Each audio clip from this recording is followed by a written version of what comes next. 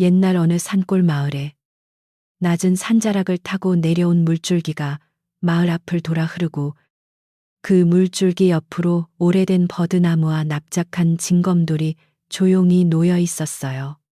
그 마을은 봄이면 보리싹이 푸르게 올라오고 여름이면 녹물이 하늘빛을 담고 가을이면 처마 밑마다 무청과 고추가 말랐으며 겨울이면 굴뚝연기가 하얗게 피어오르는 곳이었지요. 사람들은 해가 뜨면 밭으로 나가고 해가 지면 우물가에서 하루 이야기를 나누며 살았습니다. 그 마을 끝 소나무 그림자가 길게 들이우는 곳에 아주 작은 초가집이 하나 있었어요. 집이라 해도 방 한 칸, 부엌 한 칸, 낮은 흙마당, 오래된 우물, 장작을 기대어 세운 벽, 그리고 햇볕이 잘 드는 조그만 말림터가 전부였지요. 그 집에는 백발이 눈처럼 희어진 할머니가 혼자 살았습니다. 사람들은 그 할머니를 순덕 할멈이라 불렀고 할머니는 누구에게나 고개를 낮추며 말하는 조용한 사람이었습니다. 순덕 할멈은 젊은 날에 남편을 잃고 얼마 지나지 않아 하나뿐인 아들도 먼 길에서 돌아오지 못했어요. 그 뒤로 할머니는 큰 소리로 우는 법을 잊은 사람처럼 살았습니다. 새벽이면 물동이를 이고 우물가에 나가고 낮이면 산에 올라 마른 가지와 나무를 주워오고 저녁이면 남의 집 빨래를 개거나 해진 옷을 꿰매며 쌀 한 줌을 얻었지요. 그래도 배고픈 아이가 문 앞에 서면 묽은 죽 한 그릇을 먼저 내밀었습니다. 마을 사람들은 할머니를 가엾게 여기면서도 누구도 오래 곁에 머물지는 않았어요. 가난은 젖은 옷처럼 사람의 어깨를 무겁게 만들었고 남의 무거움까지 함께 짊어질 마음을 가진 이는 드물었지요. 그래도 순덕 할멈은 원망하지 않았습니다. 마당에 낙엽을 쓸며 오늘도 바람이 지나갔구나 하고 말했고 부엌 아궁이에 불씨를 묻으며 내일 아침엔 다시 살아나겠지 하고 중얼거렸어요.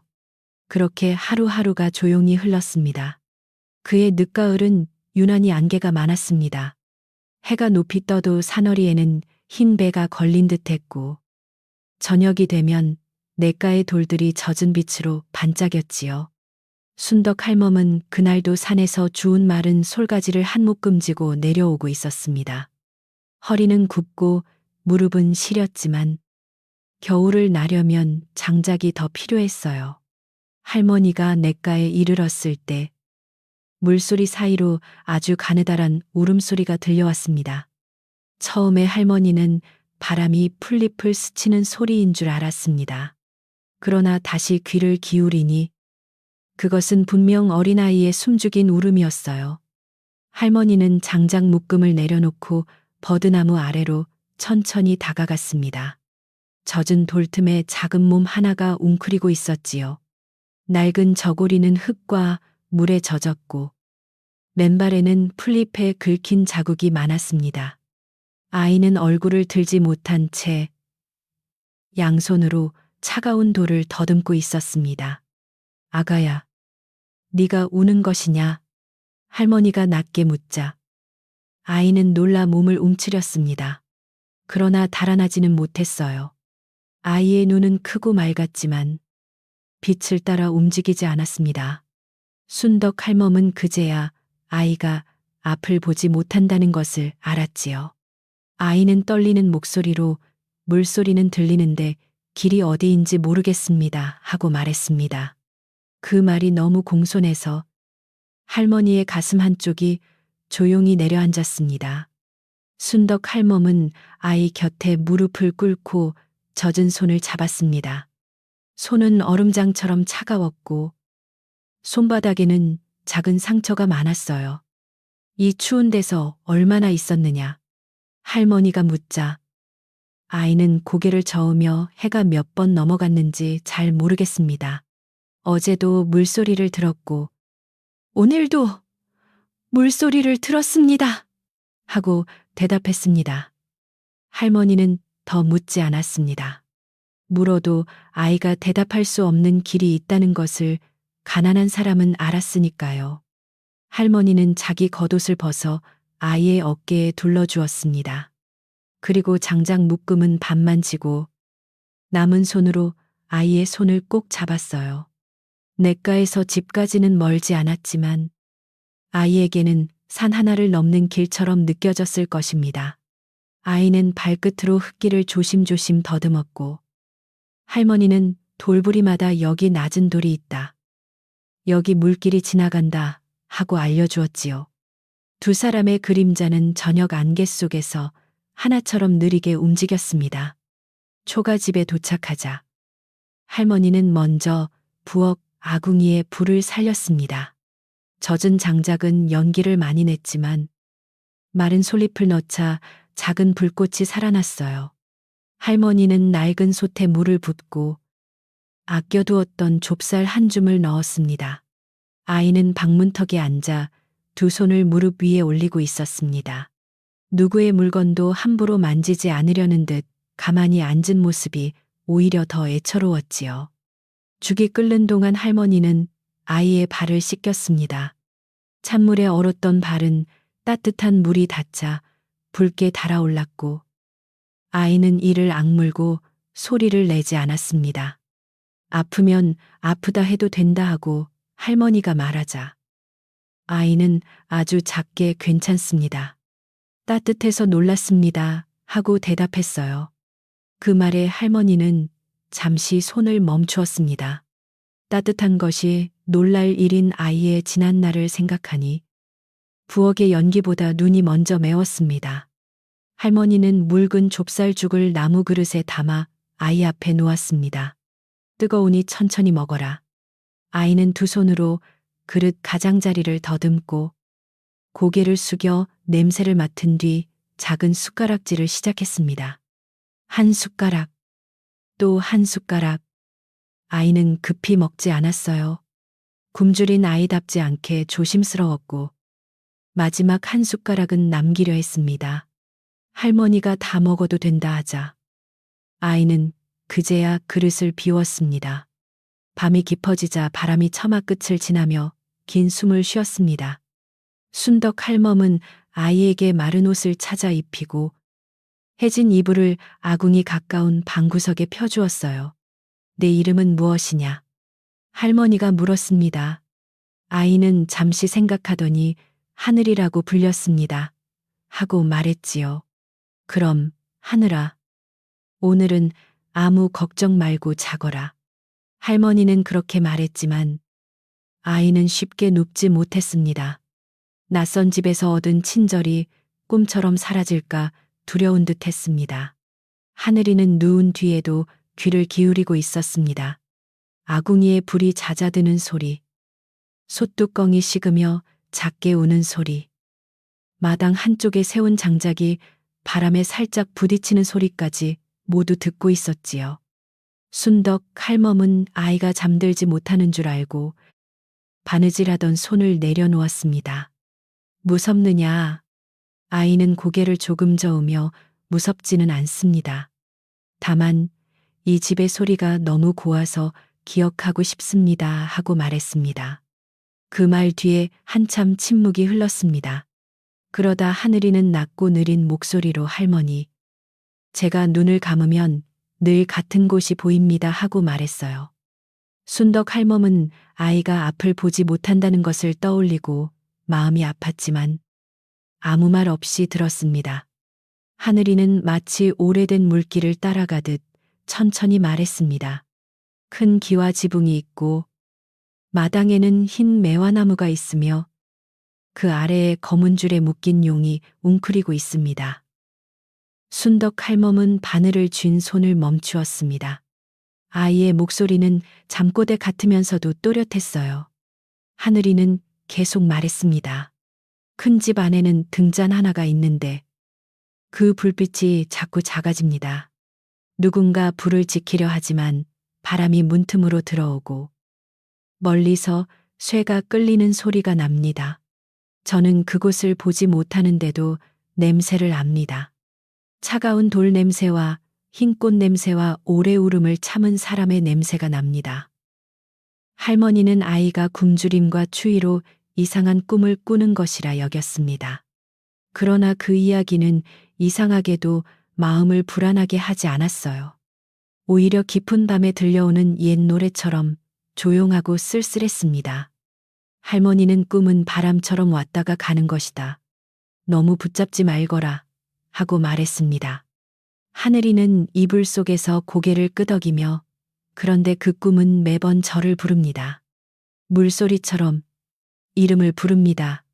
하고 속삭였습니다. 그날 밤 순덕 할멈은 오랜만에 쉽게 잠들지 못했습니다. 아이는 어느새 숨소리를 고르게 내며 잠들었지만 할머니는 부엌 쪽 희미한 불빛을 바라보며 생각에 잠겼어요. 저 어린 것이 누구의 자식일까? 어쩌다 앞도 보지 못한 채 내가까지 흘러왔을까? 내 손에 쌀 한 말도 없는데 저 아이를 품을 수 있을까? 그런 생각들이 낡은 지붕 위에 낙엽처럼 하나씩 내려앉았습니다. 새벽이 되자 닭이 울기 전부터 하늘이가 먼저 일어났습니다. 그는 손으로 벽을 더듬어 안고 할머니가 일어나기도 전에 조용히 말했어요. 할머니, 물 뜨러 가실 때 제가 따라가도 되겠습니까? 물동이는 들지 못해도 길의 소리를 외우겠습니다. 순덕 할멈은 웃고 말았습니다. 앞을 못 보는 아이가 길을 외우겠다는 말이 애처롭기도 하고 기특하기도 했지요. 오늘은 쉬어라. 몸이 나으면 그때 같이 가자. 며칠이 지나자 하늘이는 집안의 소리를 하나씩 익혔습니다. 방문의 삐걱임, 부엌문 앞 나무터, 우물 쪽으로 기울어진 마당, 햇볕이 잘 드는 말림터, 장독대 옆을 지나는 고양이 발소리까지 알아차렸어요. 그는 작은 손으로 콩을 고르고 마른 나무를 만져 돌을 골라내고 할머니가 바느질할 때 실타래가 엉키지 않게 잡아주었습니다. 순덕 할멈은 그 아이가 짐이 아니라 빈집에 들어온 따뜻한 숨결 같다고 느꼈습니다. 그러나 마을 사람들의 눈은 곱기만 하지 않았습니다. 우물가에서 한 안악이 순덕 할멈이 냇가에서 앞 못 보는 아이를 주워왔다지 하고 말하면 다른 이는 제 입도 제대로 못 먹이면서 무슨 생각으로 아이를 들였대 하고 혀를 찼습니다. 어떤 이는 가엾다 했고 어떤 이는 재수없는 일이라 했습니다. 아이들은 멀리서 하늘이를 바라보다가 그가 고개를 돌리면 놀라 달아났고 그 발소리를 듣고 하늘이는 조용히 웃었습니다. 순덕 할멈은 그런 말을 귀담아 듣지 않으려 했지만 마음 한구석이 아팠습니다. 아이가 상처받을까 걱정되었지요.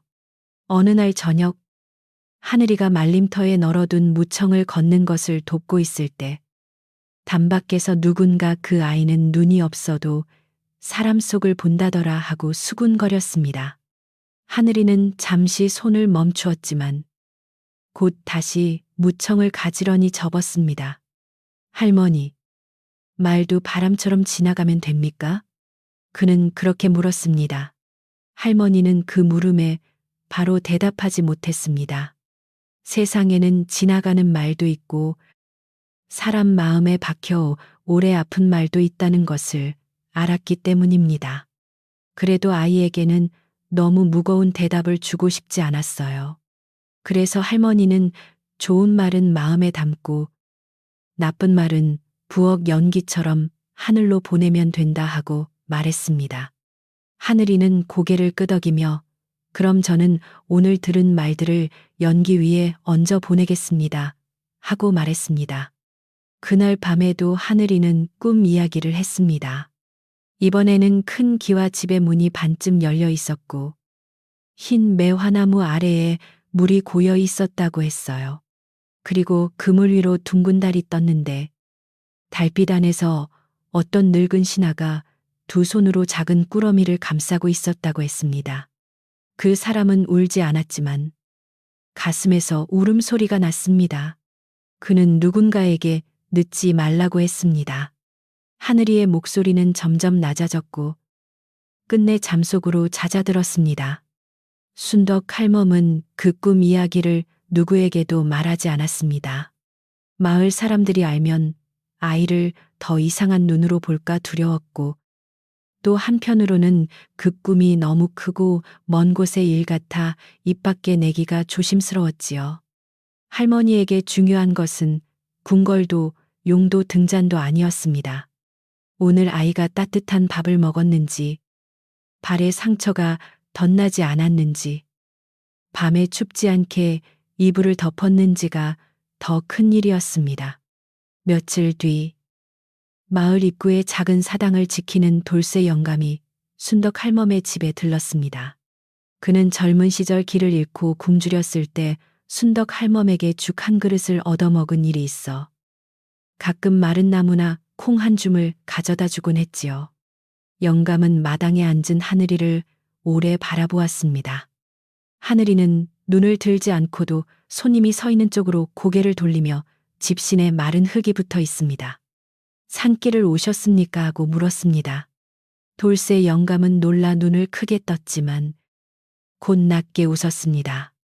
그는 순덕 할멈에게 콩 주머니를 건네고 하늘이에게는 따뜻한 손을 잠시 얹어 주었어요. 그리고 돌아서기 전 단 한마디를 남겼습니다. 눈으로 못 보는 아이가 마음으로 보는 것이 있을 터이니 할멈은 이 아이를 조심히 품어주시오. 순덕 할멈은 그 말을 듣고 오래 고개를 숙였습니다.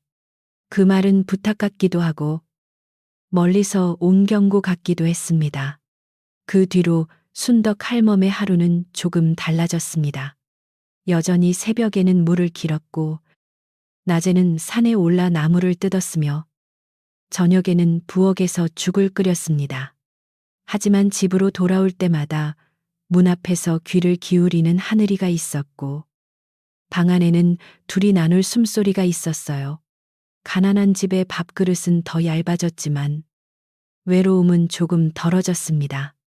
할머니는 그것만으로도 하늘이 준 선물이 크다고 생각했습니다. 하늘이는 매일 밤 꿈을 말했지만 낮에는 그 꿈을 입에 올리지 않았습니다. 낮에 그는 그저 예의 바르고 조용한 아이였습니다.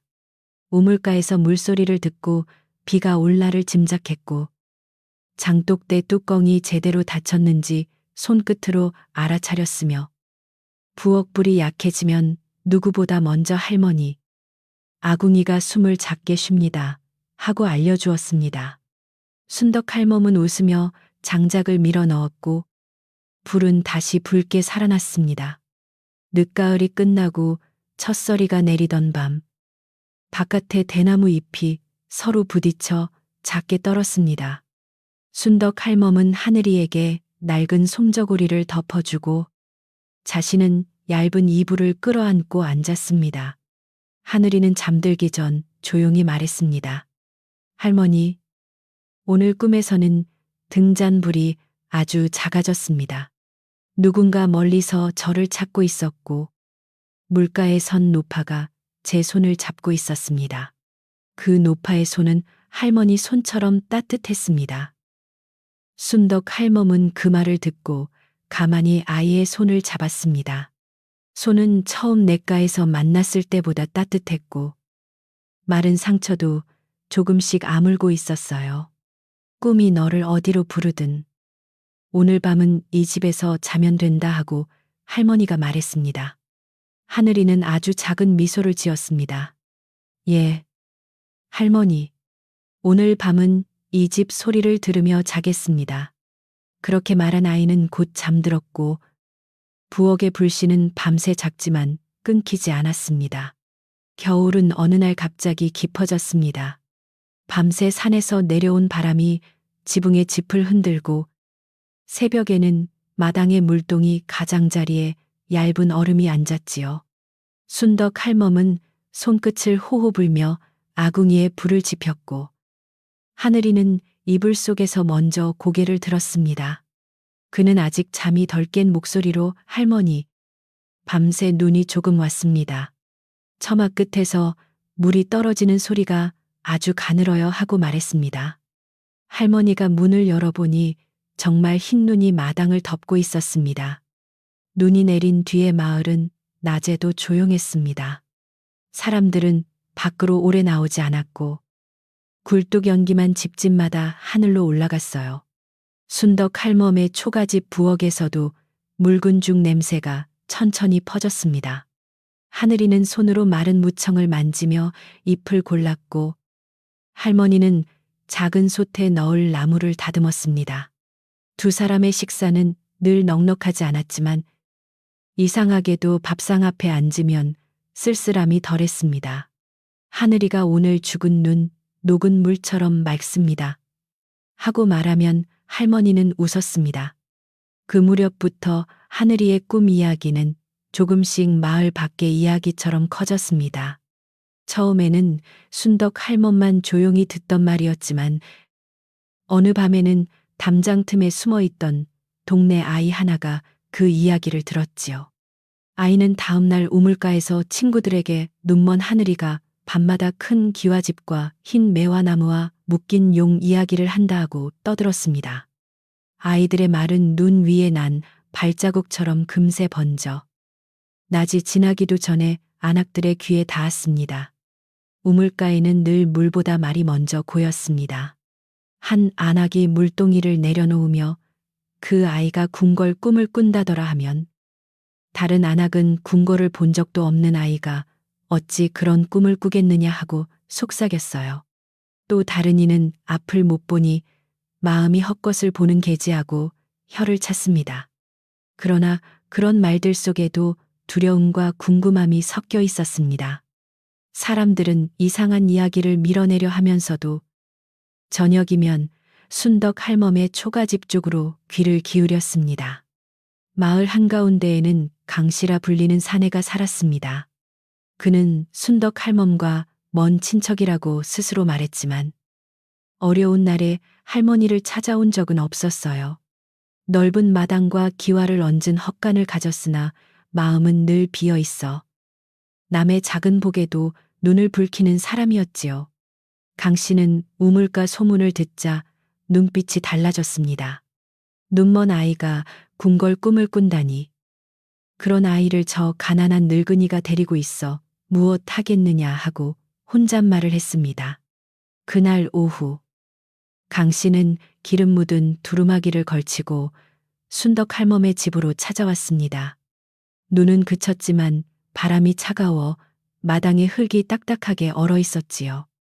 그는 문 앞에서 기침을 크게 하고는 대답도 듣기 전에 안으로 들어섰습니다.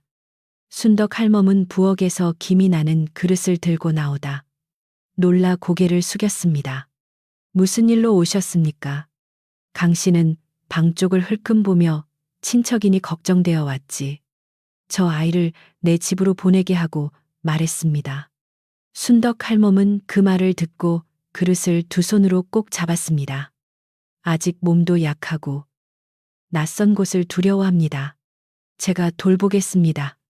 강 씨는 코웃음을 쳤어요. 네 집에 쌀이 있느냐? 두꺼운 이불이 있느냐? 네 마음만으로 겨울을 나게 할 수는 없다. 내 집 헛간만 해도 네 방보다 따뜻하니 아이에게는 그 편이 낫다. 방 안에서 하늘이는 그 말을 모두 듣고 있었습니다. 그는 아무 말도 하지 않았지만 이불 끝을 가만히 쥐었습니다. 순덕 할멈은 평소처럼 큰 소리를 내지 않았습니다. 그러나 그날만큼은 낮고 단단한 목소리로 대답했어요. 이 아이가 스스로 가겠다고 하면 붙잡지 않겠습니다. 하지만 아이를 물건처럼 옮길 수는 없습니다. 강 씨의 얼굴이 굳었습니다. 그는 마당을 둘러보며 가난한 집에서 잎 하나 더 얻었다고 정이 들었나 본데 마을에 좋지 않은 말이 돈다. 이상한 꿈을 꾸는 아이를 숨기면 나중에 화가 될 수 있다 하고 으름장을 놓았습니다. 하늘이는 그때 방 안에서 천천히 일어나 문가에 섰습니다. 그는 눈을 뜨고 있었지만 시선은 아무것도 붙잡지 않았어요. 그러나 강 씨가 서 있는 방향으로 정확히 고개를 돌렸습니다. 아저씨의 허리띠 끝에 작은 쇠장식이 흔들립니다. 말할 때마다 서로 부딪혀 차가운 소리가 납니다. 강 씨는 깜짝 놀라 한 걸음 물러섰습니다. 순덕 할멈도 놀랐지만 하늘이는 조용히 이어 말했습니다. 저는 아직 이 집 소리를 다 외우지 못했습니다. 그러니 가지 않겠습니다. 강 씨는 체면이 상한 듯 얼굴을 붉히고 돌아섰습니다. 나가면서 그는 담장 밖에 서 있던 사람들에게 일부러 크게 말했어요. 내가 아이를 거두려 했더니 순덕 할멈이 숨기려 드는구나. 뭔가 얻을 것이 있으니 저러는 게지. 그 말은 찬바람을 탄 연기처럼 퍼졌습니다. 저녁 무렵에는 순덕 할멈이 이상한 아이를 붙잡고 복을 기다린다는 말로 바뀌었고, 밤이 되자 아이가 재앙인지 복인지 모르니 조심해야 한다는 말이 되었습니다. 강 씨의 아내도 가만히 있지 않았습니다. 그녀는 장독대에 소금을 치며 이웃 안악들에게 그 아이가 온 뒤로 우리 닭이 한밤중에 울었다 하고 말했습니다. 사실 닭은 눈 오는 밤이면 가끔 놀라 울기도 했지만 그녀는 그것을 큰일인 듯 꾸몄어요. 또 우물가물이 전보다 차가워졌고 순덕 할멈 집 처마에는 까마귀가 앉았다고 덧붙였습니다. 안악들은 고개를 갸웃하면서도 한 번 들은 불길한 말은 마음에서 쉽게 떨어지지 않았습니다. 며칠 뒤부터 순덕 할멈의 집 앞길은 조금 쓸쓸해졌습니다. 예전에는 아이들이 장난을 치며 지나가고 이웃 안악이 마른 콩 한 줌을 놓고 가기도 했지만 이제는 발걸음이 뜸해졌어요. 어떤 어머니는 아이에게 그 집 가까이 가지 마라 하고 말했고, 어떤 노인은 눈먼 아이가 보는 꿈은 하늘 것이 아니라 산귀신의 장난일 수도 있다 하고 수군댔습니다. 하늘이는 그런 말을 직접 듣지 못한 날에도 길 위에 발소리가 멀어진 것을 알고 있었습니다. 그래도 완전히 등을 돌린 사람만 있는 것은 아니었습니다. 밤이 깊어 모두가 문을 닫은 뒤 누군가 순덕 할멈의 문 앞에 얼어붙은 무두개를 놓고 갔습니다. 또 어느 새벽에는 작은 보자기 안에 보리쌀 한 줌과 말린 고사리가 들어 있었어요. 순덕 할멈은 그것을 발견할 때마다 마당에 서서 사방에 고개를 숙였습니다. 하늘이는 할머니, 발자국이 두 사람입니다. 한 사람은 절뚝이고 한 사람은 집신끈이 풀려 끌립니다. 하고 말했습니다. 할머니는 그 말을 듣고 누가 다녀갔는지 대강 짐작했지만 이름을 말하지 않았습니다. 남모르게 돕는 마음은 이름을 불러 세우면 부끄러워 숨기 마련이니까요. 그날 저녁 할머니는 보리쌀을 조금 섞어 죽을 끓였습니다. 하늘이는 한 숟가락을 먹고 오늘 죽에는 다른 집에 따뜻한 마음이 들어 있습니다. 하고 말했습니다. 순덕 할멈은 웃으려 했지만 눈가가 젖었습니다. 사람의 말은 차가워도 사람의 손이 모두 차가운 것은 아니었습니다. 밤이 되면 하늘이는 다시 꿈을 이야기했습니다. 눈이 내려 세상이 하얗게 덮인 밤일수록 그의 목소리는 더 또렷했어요. 할머니, 오늘은 큰 집의 마당에 매화가 피었다가 바로 떨어졌습니다.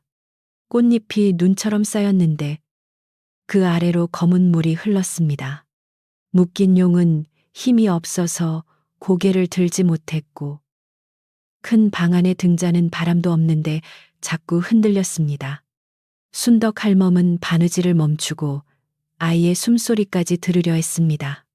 하늘이는 이불을 끌어안고 말을 이었습니다. 등잔 옆에 누운 분이 있었습니다. 숨이 아주 작았습니다. 그 옆에서 어떤 사람이 약그릇을 들고 웃었습니다. 웃음소리는 부드러웠지만 그릇 안에서는 쓴 풀과 쇠 냄새가 났습니다. 또 먼 방에서 누군가 문을 두드리며 늦으면 불이 꺼진다고 했습니다. 순덕 할멈은 그 꿈이 단순한 아이의 잠꼬대라고 생각하려 했지만 마음속 어디선가 조용한 종이 울리는 듯 했습니다. 그 이야기는 다시 담장 밖으로 새어나갔습니다. 이번에는 우연히 지나가던 나무꾼이 눈길에 미끄러져 순덕 할멈의 담 아래 잠시 앉았다가 들은 것이었지요. 그는 다음날 술 한 잔을 얻어 마시며 그 아이가 병든 임금과 약그릇 이야기를 하더라 하고 말했습니다. 사람들은 술기운에 나온 허튼 말이라 웃으면서도 속으로는 불안해했습니다. 궁궐 이야기는 먼 하늘 이야기 같았지만 임금이 아프다는 말은 함부로 입에 올리기 두려운 말이었습니다. 소문이 커질수록 강 씨의 욕심도 커졌습니다. 그는 밤마다 아내와 마주 앉아 속삭였습니다. 저 아이가 정말 궁궐 일을 안다면, 관가에 데려가면 상을 받을 수 있다. 순덕 할멈 같은 늙은이가 알아 무엇하겠느냐. 그의 아내는 눈을 가늘게 뜨고 그러려면 먼저 아이가 가진 것이 있는지 살펴야지요. 그런 아이들은 꼭 몸에 표식이나 꾸러미를 지니고 있다 하지 않습니까? 하고 말했습니다. 두 사람의 말은 차가운 방 안에서도 더 차갑게 울렸습니다. 며칠 뒤 강 씨는 다시 순덕 할멈을 찾아왔습니다. 이번에는 혼자가 아니라 마을의 말 좋아하는 사람 둘을 데리고 왔어요. 그는 일부러 부드러운 얼굴을 지으며 할멈, 마을 사람들이 걱정이 많다. 아이가 밤마다 이상한 말을 한다니 혹시 병이 깊은 것은 아닌가? 내가 약재를 구해줄 테니 아이의 옷과 몸을 살펴보자 하고 말했습니다. 순덕 할멈은 그의 말 속에 숨은 손을 알아차렸습니다. 아이 몸은 제가 살핍니다. 병이 있으면 의원을 부르겠습니다. 강 씨는 참지 못하고 목소리를 높였습니다. 네가 무엇을 안다고 아이를 붙잡느냐. 네 집에 온 뒤로 마을이 편치 않다. 네가 아이를 숨겨두고 무슨 복을 받으려는 것 아니냐. 그 말에 같이 온 사람들도 서로 눈치를 보았습니다. 순덕 할멈은 떨리는 손을 소매 속에 감추며 복을 바랐다면 굶은 아이에게 내 죽그릇을 내밀지 않았을 것입니다. 나는 그저 냇가에 버려진 아이를 데려왔을 뿐입니다. 하고 대답했습니다. 그때 하늘이가 방 안에서 나와 할머니 곁에 섰습니다. 그는 강 씨의 숨소리를 듣고 조용히 말했어요. 아저씨는 걱정하는 소리를 내지만 발끝은 문 안쪽으로 향해 있습니다. 물건을 찾으러 온 사람의 발소리입니다. 마당에 있던 이들이 숨을 삼켰습니다. 강 씨는 얼굴이 벌개져 눈도 못 보는 것이 사람을 도둑으로 모느냐 하고 소리쳤지만 하늘이는 놀라지 않았습니다. 저는 도둑이라 하지 않았습니다. 다만 발소리가 그렇다고 했습니다. 그 일이 있은 뒤 마을의 말은 더욱 시끄러워졌습니다. 어떤 이는 하늘이가 신기한 아이라 했고 어떤 이는 건방진 아이라 했습니다. 순덕 할멈의 마음은 점점 무거워졌어요. 아이를 품은 것이 잘못은 아니었지만 욕심 많은 사람의 눈에 띄면 선한 일도 위험해진다는 것을 알았습니다. 밤마다 문고리를 2번씩 확인하고 잠들기 전에는 하늘이의 이불을 더 안쪽으로 끌어주었습니다. 하늘이는 그런 할머니의 손끝이 전보다 자주 떨린다는 것을 느꼈습니다. 마을에는 오래전 양반집에서 허드렛 일을 하다 늙어 돌아온 금내 할미라는 여인이 있었습니다. 그녀는 말수가 적었지만 사람의 눈빛과 집안의 기운을 읽는 데 밝았지요. 어느 날 해질 무렵 금내 할미가 조용히 순덕 할멈의 집을 찾아왔습니다.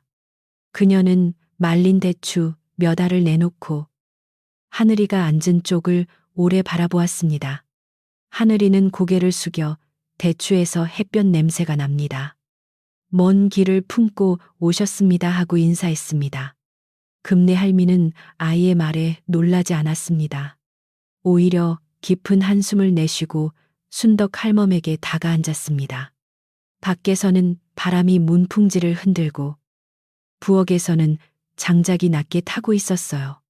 금내 할미는 아이가 들을 수 있도록 숨기지 않고 말했습니다. 소문이 커지면 제일 먼저 달려드는 이는 걱정하는 사람이 아니라 욕심내는 사람입니다. 저 아이를 지키려면 문만 잠그지 말고 마음을 단단히 잠가야 합니다. 그 말은 짧았지만 방안을 오래 채웠습니다. 순덕 할멈은 금내 할미의 손을 잡았습니다. 나는 가진 것이 없어 지킬 힘도 없습니다.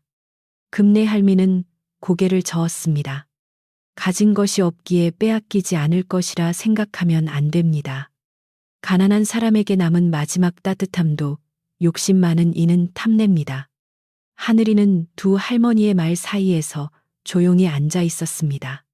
그는 자신 때문에 순덕 할멈이 더 힘들어졌다는 것을 알고 있었지요. 그러나 떠나겠다는 말은 할 수 없었습니다. 이 집은 처음으로 자신을 사람처럼 불러준 곳이었으니까요.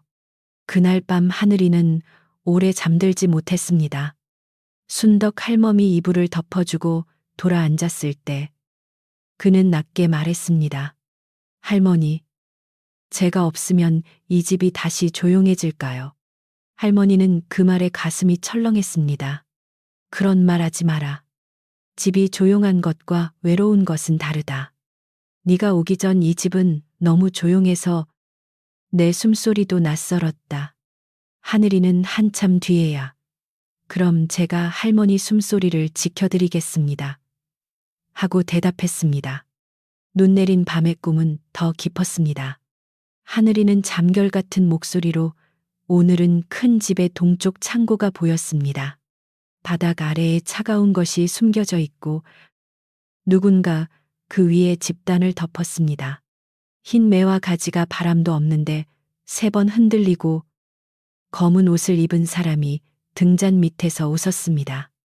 그 웃음 뒤에는 많은 발소리가 숨어 있었습니다. 하고 말했습니다. 순덕 할멈은 아이의 말 한마디 한마디를 마음속에 묶어두었습니다. 새벽녘, 마을 개들이 한꺼번에 짖었습니다.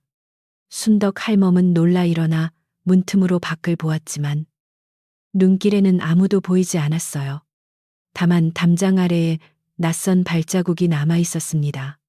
발자국은 마당 안으로 들어오지는 않았지만 집을 한 바퀴 살피듯 이어져 있었지요. 하늘이는 방 안에서 조용히 말했습니다. 밤에 누군가 왔습니다. 숨을 아주 얕게 쉬고 신발 끝으로 눈을 밀었습니다. 그 사람은 문보다 창 아래에 오래 서 있었습니다. 순덕 할멈은 아무 말 없이 문고리를 다시 걸었습니다. 그녀는 강 씨의 얼굴을 떠올렸지만 증거 없이 입 밖에 낼 수는 없었습니다. 그날부터 할머니는 장작을 가지런히 쌓는 척하면서 창 아래에 마른 가시나무를 조금 놓아두었습니다. 누가 밤에 다가오면 소리가 날 터였지요. 하늘이는 그 소리를 손끝으로 만져보듯 듣고는 가시나무는 작은 종 같습니다. 나쁜 발을 먼저 깨우겠습니다 하고 말했습니다. 할머니는 아이의 말에 힘없이 웃었습니다. 마을의 불안은 눈처럼 겹겹이 쌓였습니다. 누군가는 하늘이를 관가에 알려야 한다고 했고 누군가는 그런 말을 했다가 큰일이 나면 어쩌냐며 말렸습니다. 강 씨는 사람들 사이를 다니며 마을에 화가 닥치기 전에 아이를 내놓아야 한다고 부추겼어요. 하지만 돌쇠의 영감은 사당 앞에서 그 말을 듣고 지팡이를 짚은 채 딱 한마디를 했습니다. 두려운 마음으로 아이를 밀어내면 복이 와도 문 밖에서 돌아서는 법이요. 사람들은 잠시 입을 다물었습니다. 그 저녁 순덕 할멈의 초가집에는 드문드문 찾아온 온기가 있었습니다. 금리 할미가 놓고 간 대추는 작은 그릇에 담겨 있었고 누군가 놓고 간 보리쌀은 솥안에서 조용히 끓었습니다. 하늘이는 부엌 가까이 앉아 불소리를 들으며 말했습니다. 할머니, 바깥에는 차가운 말이 많지만 이 안에는 죽 끓는 소리가 있습니다. 순덕 할멈은 나무 주걱을 저으며 사람은 그 소리 하나로도 겨울을 넘긴다 하고 말했습니다. 그러나 그 밤의 꿈끝에서 하늘이는 처음으로 떨었습니다. 그는 잠든 듯 하다가 갑자기 손을 뻗어 허공을 더듬었어요. 순덕 할멈이 달려와 손을 잡자 아이는 식은땀을 흘리며 속삭였습니다. 할머니, 물소리가 멀어집니다. 큰 집의 등잔이 곧 꺼질 듯합니다. 누군가 붉은 깃발을 들고 산길을 내려옵니다. 그들이 저를 찾고 있습니다. 그런데 마을 문 앞에는 거짓말이 먼저 서 있습니다. 할머니는 아이를 품에 안고 오래 등을 쓸어주었습니다. 아침이 오자 눈은 그쳤지만 하늘은 낮고 무거웠습니다. 순덕 할멈은 마당을 쓸며 어젯밤 아이가 한 말을 떠올렸어요. 붉은 깃발을 든 사람들이 온다는 말. 거짓말이 먼저 서 있다는 말이 마음에 걸렸습니다. 하늘이는 우물가 쪽을 향해 귀를 기울이다가 오늘은 먼 길에서 말발굽 같은 소리가 아직 아주 작게 들립니다. 바람일 수도 있습니다. 하고 말했습니다. 할머니는 대답하지 않았습니다. 다만 아이의 어깨에 낡은 솜저고리를 더 단단히 여며 주었습니다. 그날 저녁, 강 씨는 다시 사람들을 모으기 시작했습니다. 그는 자기 집 사랑방에 몇몇 남자를 불러앉히고 술잔을 돌리며 말했습니다. 내일 아침이라도 그 아이를 관가에 넘겨야 한다. 순덕 할멈이 버티면 우리가 나서야 한다. 술에 취한 사람 몇은 고개를 끄덕였고 망설이는 사람은 눈을 피했습니다. 강 씨의 아내는 문 뒤에서 웃으며 그 전에 아이가 가진 표식을 먼저 찾아야 상이 누구에게 갈지 분명해지지요 하고 낮게 말했습니다. 같은 시간 순덕 할멈의 집에서는 조용한 준비가 이루어졌습니다. 금내 할미가 다시 찾아와 문고리를 살피고 돌쇠 영감은 사당에서 쓰던 작은 종을 가져와 담장 안쪽에 걸어주었어요. 두 사람은 오래 머물지 않았습니다. 떠나기 전 금내 할미는 순덕 할멈을 바라보며 한마디만 남겼습니다. 아이가 꾸는 꿈보다 사람의 욕심이 더 무서우니 오늘 밤은 불을 꺼도 마음은 깨어두시오. 순덕 할멈은 그 말을 마음 깊이 새겼습니다. 밤은 길고 고요했습니다. 바깥의 눈빛은 희미했고 방 안의 불씨는 붉은 점처럼 살아 있었습니다. 하늘이는 이불 속에서 할머니 손을 잡고 있었습니다. 할머니, 제가 내일 어디로 가게 되더라도 오늘 밤은 고맙습니다. 순덕 할멈은 그의 손을 꼭 쥐었습니다. 너는 물건이 아니니 누가 끌고 갈 수 없다. 네가 말할 때까지 나는 네 곁에 있을 것이다. 하늘이는 아무 말 없이 고개를 끄덕였고 멀리서 아주 희미한 말발굽 소리가 겨울 땅을 타고 다가오는 듯 했습니다. 다음 날 새벽, 마을을 덮은 눈은 푸른 빛을 머금고 있었습니다. 아직 해가 산등성이 위로 오르기 전이라 집집마다 문은 닫혀 있었고 굴뚝마다 가느다란 연기만 먼저 깨어났지요.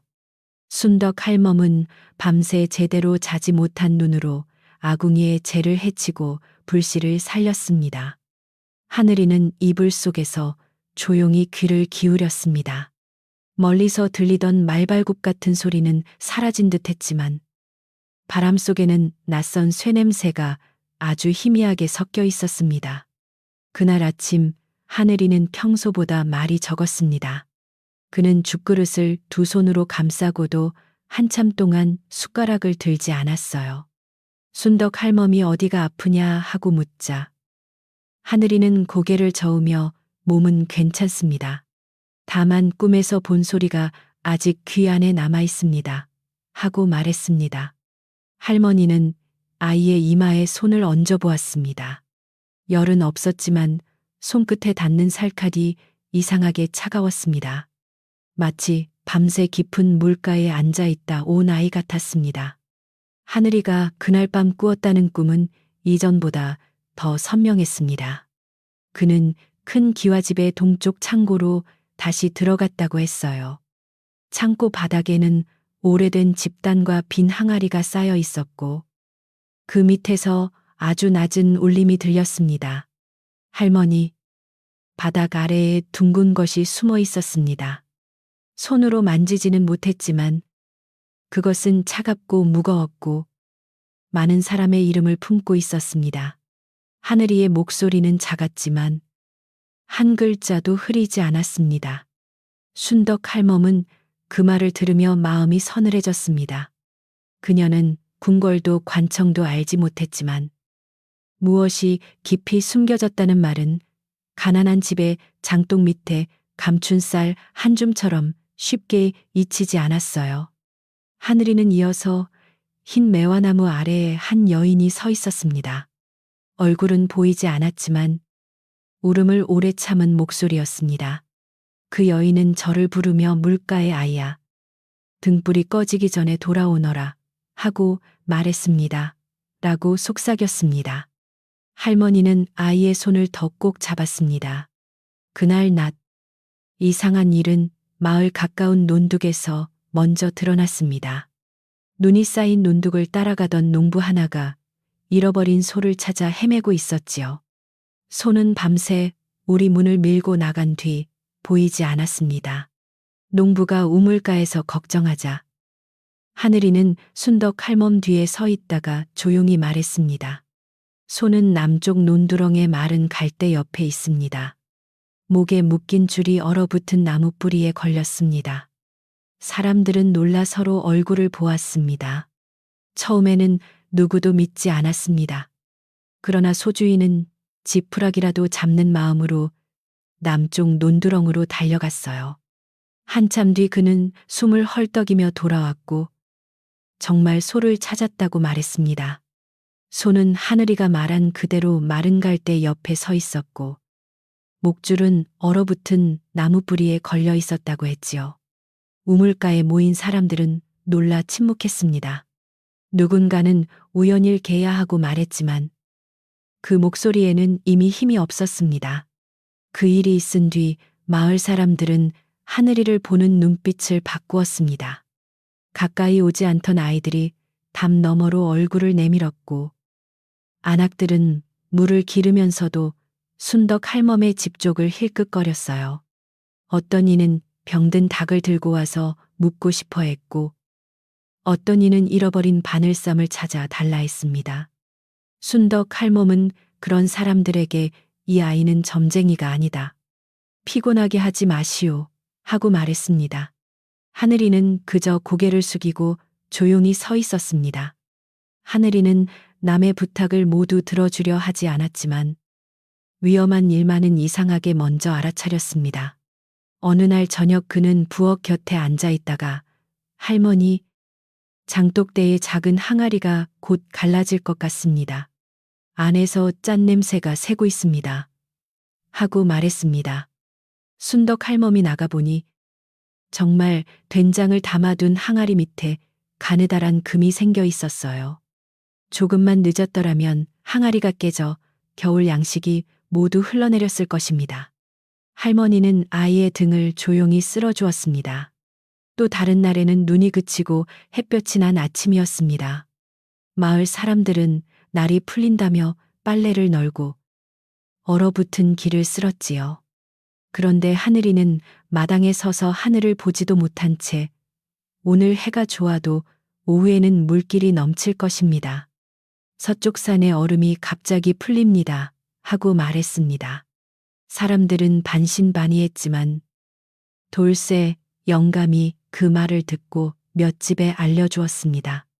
오후가 되자 정말 산골물이 불어 작은 다리 하나가 흔들렸고 미리 묶어둔 장작만 떠내려가지 않았습니다. 이런 일이 이어지자 강 씨의 마음은 더욱 뒤틀렸습니다. 그는 하늘이가 가진 신기한 힘이 자신에게 오지 않는 것을 견딜 수 없었어요. 마을 사람들이 순덕 할멈의 집 앞에 쌀 한 줌을 놓고 가면 그는 그것마저 눈의 가시처럼 여겼습니다. 가난한 늙은이가 갑자기 귀한 사람이라도 된 줄 아는구나 하고 이를 갈았지요. 그의 아내도 저 아이가 관가에 알려지면 먼저 데려간 사람이 공을 받을 것입니다. 늦으면 남에게 빼앗깁니다 하고 부추겼습니다. 강 씨는 이제 대놓고 말하지 않고 더 교묘하게 움직였습니다. 그는 술자리에서 순덕 할멈이 아이를 숨겨둔 까닭은 따로 있다. 아이가 본래 높은 집안에서 나온 것이라면 훔친 죄가 될 수도 있다 하고 말했어요. 사람들은 놀라 설마 그럴 리가 있겠나 하면서도 그의 말을 완전히 떨치지 못했습니다. 소문은 다시 모양을 바꾸었습니다. 하늘이는 버려진 아이가 아니라 빼앗긴 아이가 되었고 순덕 할멈의 따뜻한 손은 어느새 욕심 많은 손으로 뒤집혀 전해졌습니다. 그 소문은 끝내 이장 귀에까지 들어갔습니다. 이장은 평소에 조용한 사람이었지만 마을 안의 말이 커지면 그냥 넘길 수 없었지요. 그는 어느 오후 순덕 할멈의 집으로 찾아와 마당에 서서 오래 기침을 했습니다. 순덕 할멈은 그가 온 까닭을 알고도 예를 갖춰 맞았습니다. 이장은 방 안의 하늘이를 보고 조심스럽게 말했습니다. 할멈, 아이를 해치려는 뜻은 없네. 다만 마을이 시끄러우니 아이가 어디서 왔는지 아는 것을 말해주게. 순덕 할멈은 대답할 것이 많지 않았습니다. 냇가에서 울고 있던 아이를 데려왔고 아이는 자기 이름을 하늘이라 했다. 그것뿐이었어요. 하늘이도 문가에 앉아 조용히 말했습니다. 저는 물소리와 차가운 돌을 기억합니다. 그전에는 긴 길이 있었고 누군가 제 손을 놓쳤습니다. 하지만 얼굴은 기억나지 않습니다. 이장은 아이의 말에 눈썹을 찌푸렸지만 거짓으로 보이지는 않았습니다. 그때 담장 밖에서 강 씨의 헛기침 소리가 들렸습니다. 강 씨는 이장이 온 것을 알고 일부러 뒤따라온 것이었습니다. 그는 마당 안으로 들어서며 역시 숨기는 것이 많구나. 기억이 없다니. 그게 더 수상하지 않소 하고 말했습니다. 순덕 할멈은 가늘게 떨리는 숨을 눌렀습니다. 하늘이는 강 씨가 다가오는 발소리를 듣고 고개를 돌렸습니다. 아저씨, 오늘은 허리띠 쇠소리보다 품 안의 작은 물건 소리가 먼저 납니다. 둥글고 단단한 것이 헝겊에 쌓여 있습니다. 강 씨의 얼굴이 순간 굳어졌습니다. 마당에 있던 이장도 그 말을 들었습니다. 강 씨는 급히 소매를 여미며 눈먼 아이가 또 사람을 떠보는구나 하고 웃으려 했지만 웃음은 목에 걸렸습니다. 사실 그의 품 안에는 순덕 할멈 집 근처에서 주운 것이라며 꾸며낼 작은 낡은 단추 하나가 있었지요. 그것을 빌미로 아이가 높은 집안 물건을 숨겼다고 몰아가려 했던 것입니다. 하늘이는 더 말하지 않았지만 마당의 공기는 이미 달라졌습니다. 이장은 강 씨를 의심스러운 눈으로 바라보았습니다. 그날 밤 순덕 할멈은 하늘이의 옷을 빨기 위해 낡은 저고리를 벗겨두었습니다. 젖은 소매 안쪽을 손으로 펴다가 그녀는 오래전부터 꿰매져 있던 두꺼운 부분을 만졌어요. 처음 아이를 데려왔을 때는 너무 정신이 없어 살피지 못한 곳이었습니다. 바느질은 거칠었지만 아주 단단했고 아이가 입은 다른 해진 부분과 달리 일부러 감춘 흔적이 있었습니다. 할머니는 한참 망설였습니다. 남의 몸에 감춰진 것을 함부로 여는 일은 조심스러웠기 때문입니다. 하늘이는 할머니의 손이 멈춘 것을 알아차리고 조용히 물었습니다. 무엇이 있습니까? 순덕 할멈은 솔직히 말했습니다. 내 옷 속에 누가 꿰매둔 것이 있는 듯하구나. 하늘이는 한동안 아무 말이 없었습니다. 그러다 제가 모르는 것이라면 할머니가 보셔도 됩니다. 제게 남은 것은 이 집과 할머니 손뿐입니다 하고 말했어요. 그 말에 순덕 할멈은 눈시울을 눌렀습니다. 그리고 작은 칼끝으로 실밥을 아주 천천히 풀기 시작했습니다. 안에서 나온 것은 낡은 헝겊 꾸러미였습니다. 헝겊은 여러 겹으로 쌓여 있었고 겉은 흑빛으로 바랬지만 속에는 아직 희미한 푸른 빛이 남아 있었어요. 순덕 할멈이 마지막 겹을 열자 작은 비단 조각 하나와 손톱만한 둥근 구슬이 나왔습니다. 비단 조각에는 흰 매화가 수놓여 있었고 그 아래에는 아주 가느다란 실로 글자 같은 무늬가 놓여 있었습니다. 구슬은 빛을 잃었지만 불빛을 받자 깊은 물처럼 조용히 반짝였습니다. 순덕 할멈은 글을 읽지 못했습니다. 그러나 그 비단을 보는 순간 이것이 평범한 아이 옷 속에 있을 물건이 아니라는 것만은 알 수 있었어요. 하늘이는 손끝으로 비단 가장자리를 만지다가 숨을 멈추었습니다. 할머니, 흰꽃 냄새가 납니다. 꿈속 마당의 냄새와 같습니다. 순덕 할멈은 아무 말 없이 꾸러미를 다시 덮었습니다. 그 물건은 아이의 길을 밝힐 수도 있었지만 동시에 아이를 어둠 속으로 끌고 갈 수도 있는 불씨처럼 느껴졌습니다. 다음 날 순덕 할멈은 금내 할미를 불렀습니다. 금내 할미는 해가 기울 무렵 아무도 보지 않게 뒷길로 들어왔어요. 그녀는 문을 닫고 부엌 불 가까이에 앉아 비단 조각을 펼쳐 보았습니다. 처음에는 눈을 가늘게 뜨고 보던 그녀의 얼굴이 점점 창백해졌습니다. 손끝이 미세하게 떨렸고 한참 동안 말이 없었지요. 순덕 할멈은 불안한 마음으로 물었습니다. 이것이 무엇입니까? 금내 할미는 입술을 굳게 다문 뒤 겨우 숨을 내쉬었습니다. 금내 할미는 예전에 한양의 큰 집에서 일하던 시절 궁궐 안팎의 물건을 멀리서 본 적이 있다고 했습니다. 흰 매와 무늬는 아무 곳에나 쓰이는 것이 아니며 특히 이렇게 푸른 비단에 수놓인 것은 오래전 충성 맹세와 관련된 표식이라고 했어요. 하지만 그녀는 자세한 말을 더 하지 않았습니다. 대신 하늘이 쪽을 바라보며 또렷이 한마디만 했습니다.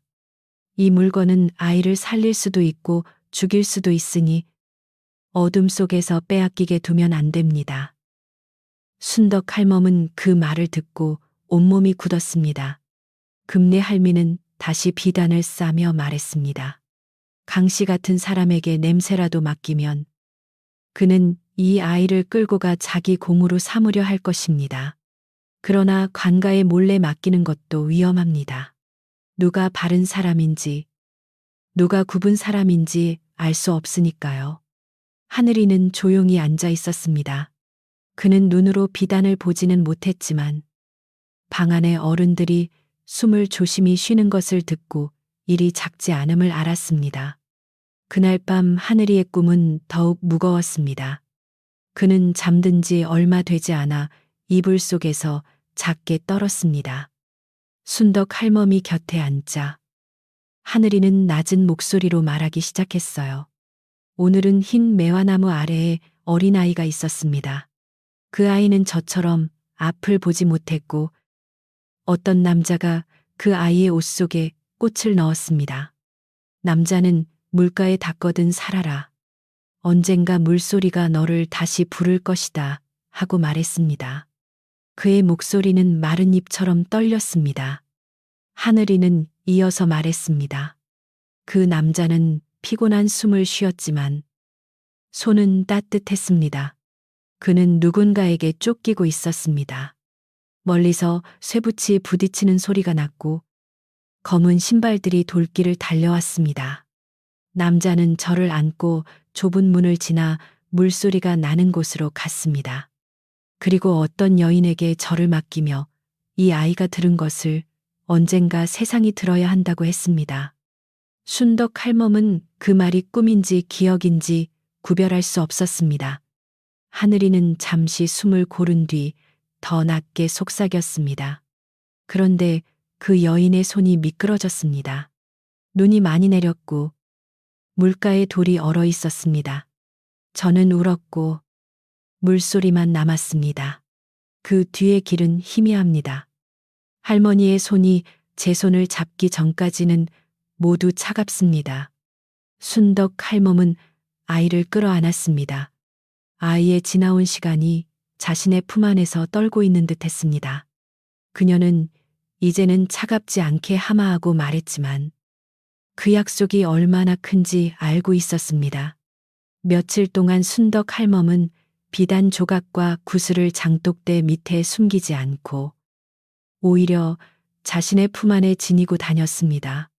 땅속에 묻으면 도둑의 손이 먼저 찾을 것 같았고 방 안에 두면 잠든 사이 사라질 것 같았어요. 그녀는 겉으로는 평소처럼 나무를 다듬고 물을 길었지만 마음은 늘 문밖 소리에 깨어 있었습니다. 하늘이는 그런 할머니를 돕기 위해 낮 동안 더욱 조용히 집안 소리를 살폈습니다. 그의 귀는 이제 작은 바람에도 먼저 열렸습니다. 강 씨는 순덕 할멈의 집이 더 조심스러워진 것을 눈치챘습니다. 그는 밤에 몰래 담장 아래를 돌다가 가시나무에 옷자락을 걸렸고 작은 종소리가 울리자 급히 몸을 숨겼어요. 방 안에서 하늘이가 벌떡 일어났습니다. 할머니, 종이 울었습니다. 바람이 아닙니다. 사람이 숨을 죽이고 있습니다. 순덕 할멈은 등잔을 들고 문을 열었지만 밖에는 눈 위에 흐트러진 발자국만 남아 있었습니다. 그 발자국은 강씨 집으로 향하는 골목 쪽에서 끊겨 있었습니다. 다음 날 아침, 순덕 할멈은 이 일을 숨기지 않기로 마음먹었습니다.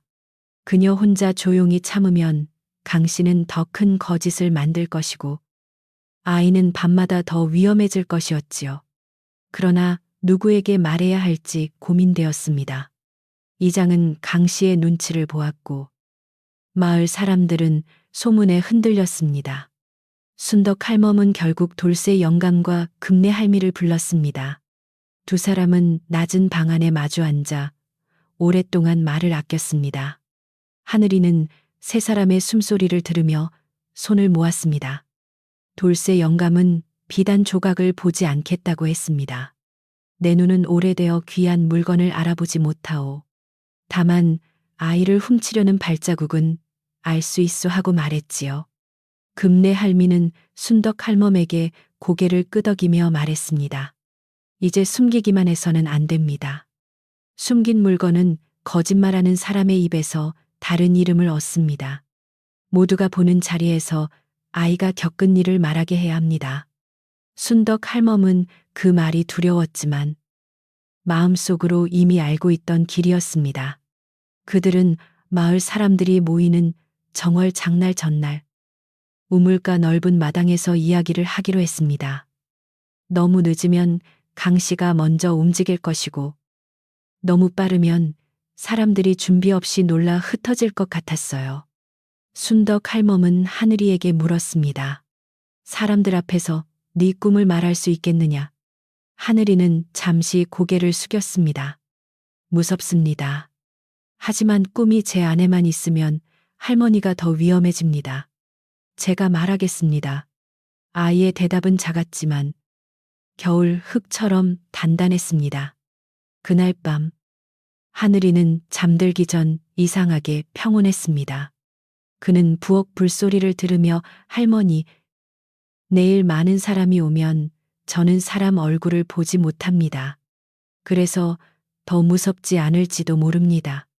저는 발소리와 숨소리만 듣겠습니다. 하고 말했어요.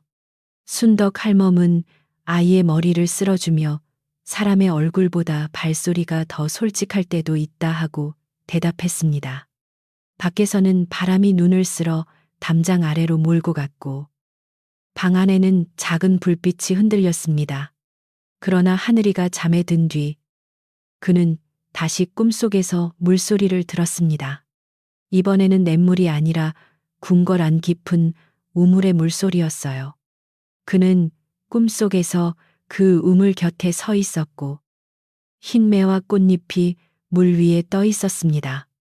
멀리서 붉은 깃발이 흔들리고 길 위에는 말발굽 소리가 점점 가까워졌습니다. 누군가 말했습니다. 마을이 서로를 의심하면 문이 닫히고 문이 닫히면 등불은 꺼진다. 하늘이는 그 말을 듣고 잠결에 눈물을 흘렸습니다. 아침이 밝자 우물가에는 예상보다 많은 사람이 모였습니다. 소문이 이미 퍼져 있었기 때문입니다. 어떤 이는 궁금해서 왔고 어떤 이는 불안해서 왔으며 어떤 이는 강 씨가 또 무슨 말을 할지 보려고 왔습니다. 순덕 할멈은 하늘이의 손을 잡고 천천히 마당으로 걸어갔습니다.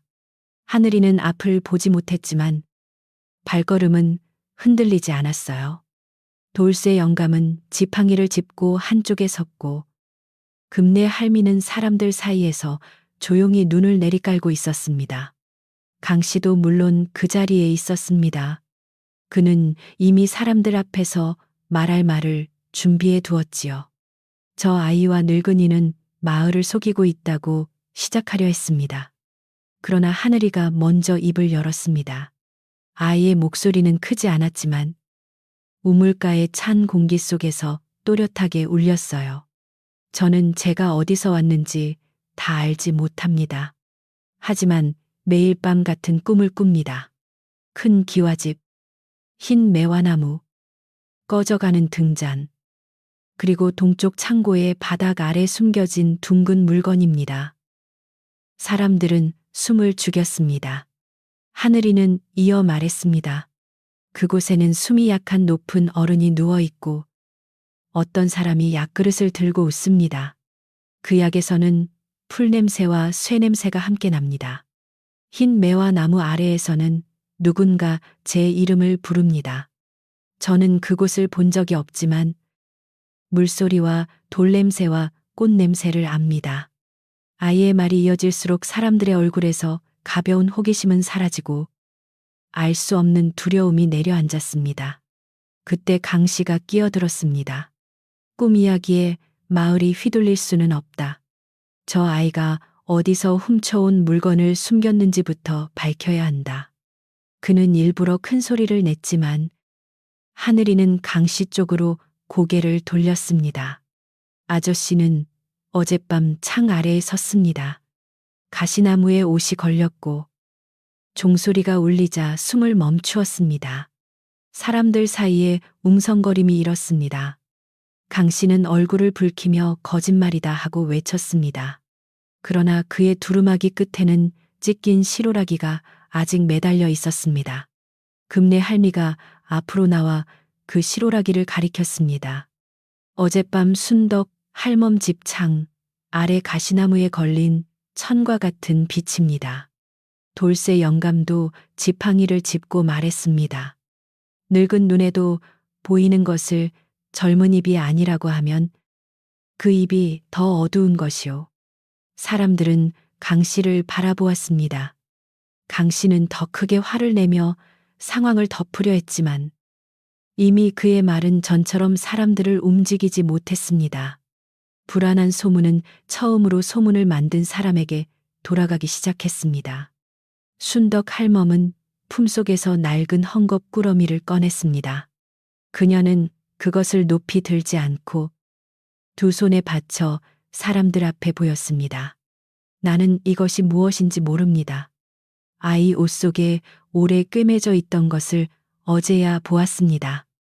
숨기려 한 것이 아니라 빼앗길까 두려웠습니다. 금내 할미는 비단을 펼쳤고 흰 매화 무늬가 차가운 아침빛 아래 드러났습니다. 사람들은 그 작은 꽃무늬를 보며 더 이상 쉽게 말을 꺼내지 못했습니다. 바로 그때 마을 아래 길에서 개들이 짖기 시작했습니다. 처음에는 한 마리였고 곧 여러 마리가 함께 짖었어요. 우물가에 모인 사람들은 모두 고개를 돌렸습니다. 하늘이도 몸을 굳혔습니다. 그는 눈을 보지 못했지만 멀리서 울리는 소리를 누구보다 먼저 알아차렸습니다. 말발굽이었습니다. 한 필이 아니라 여러 필이었고 쇠붙이가 서로 부딪히는 소리도 함께 들렸습니다. 하늘이는 순덕 할멈의 손을 잡고 낮게 말했습니다. 할머니, 붉은 깃발이 옵니다. 마을 사람들은 술렁였습니다.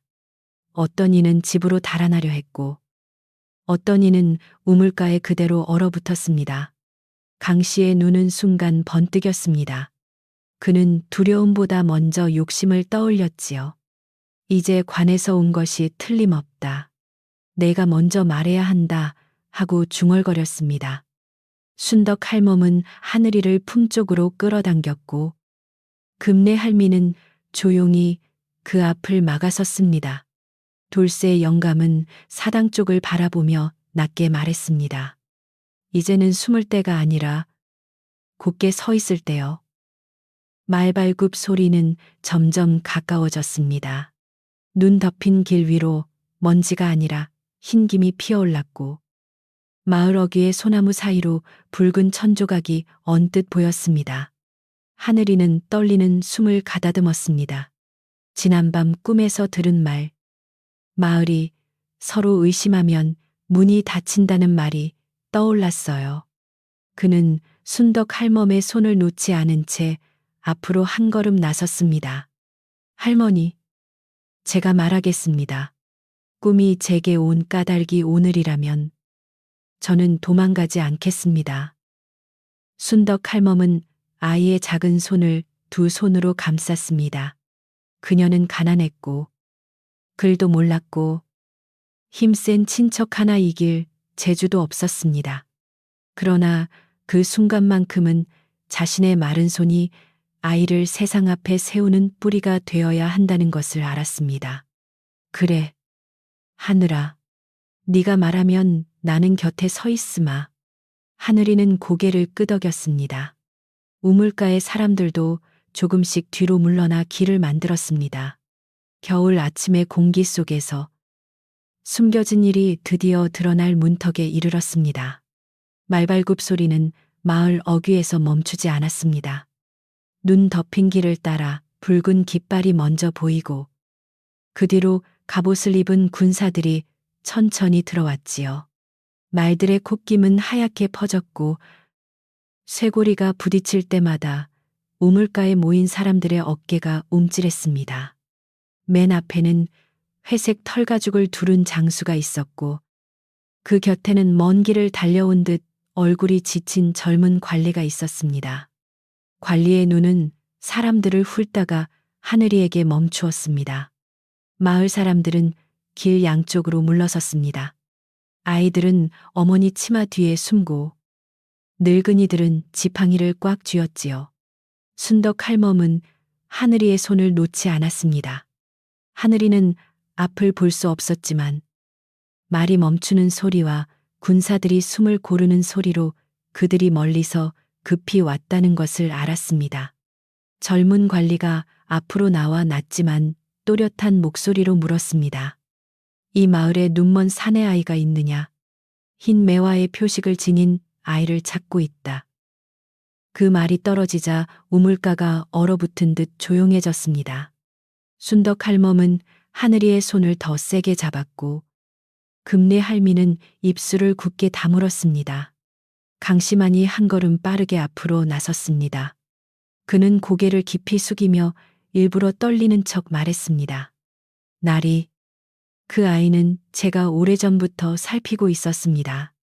가난한 늙은이가 제멋대로 데리고 있어 마을이 어지러웠으니 제가 관에 알리려던 참이었습니다. 그의 말은 부드러웠으나 발끝은 이미 상을 향해 달려가고 있었습니다. 젊은 관리는 강 씨를 잠시 바라보았습니다. 그의 얼굴에는 믿음도 불신도 드러나지 않았습니다.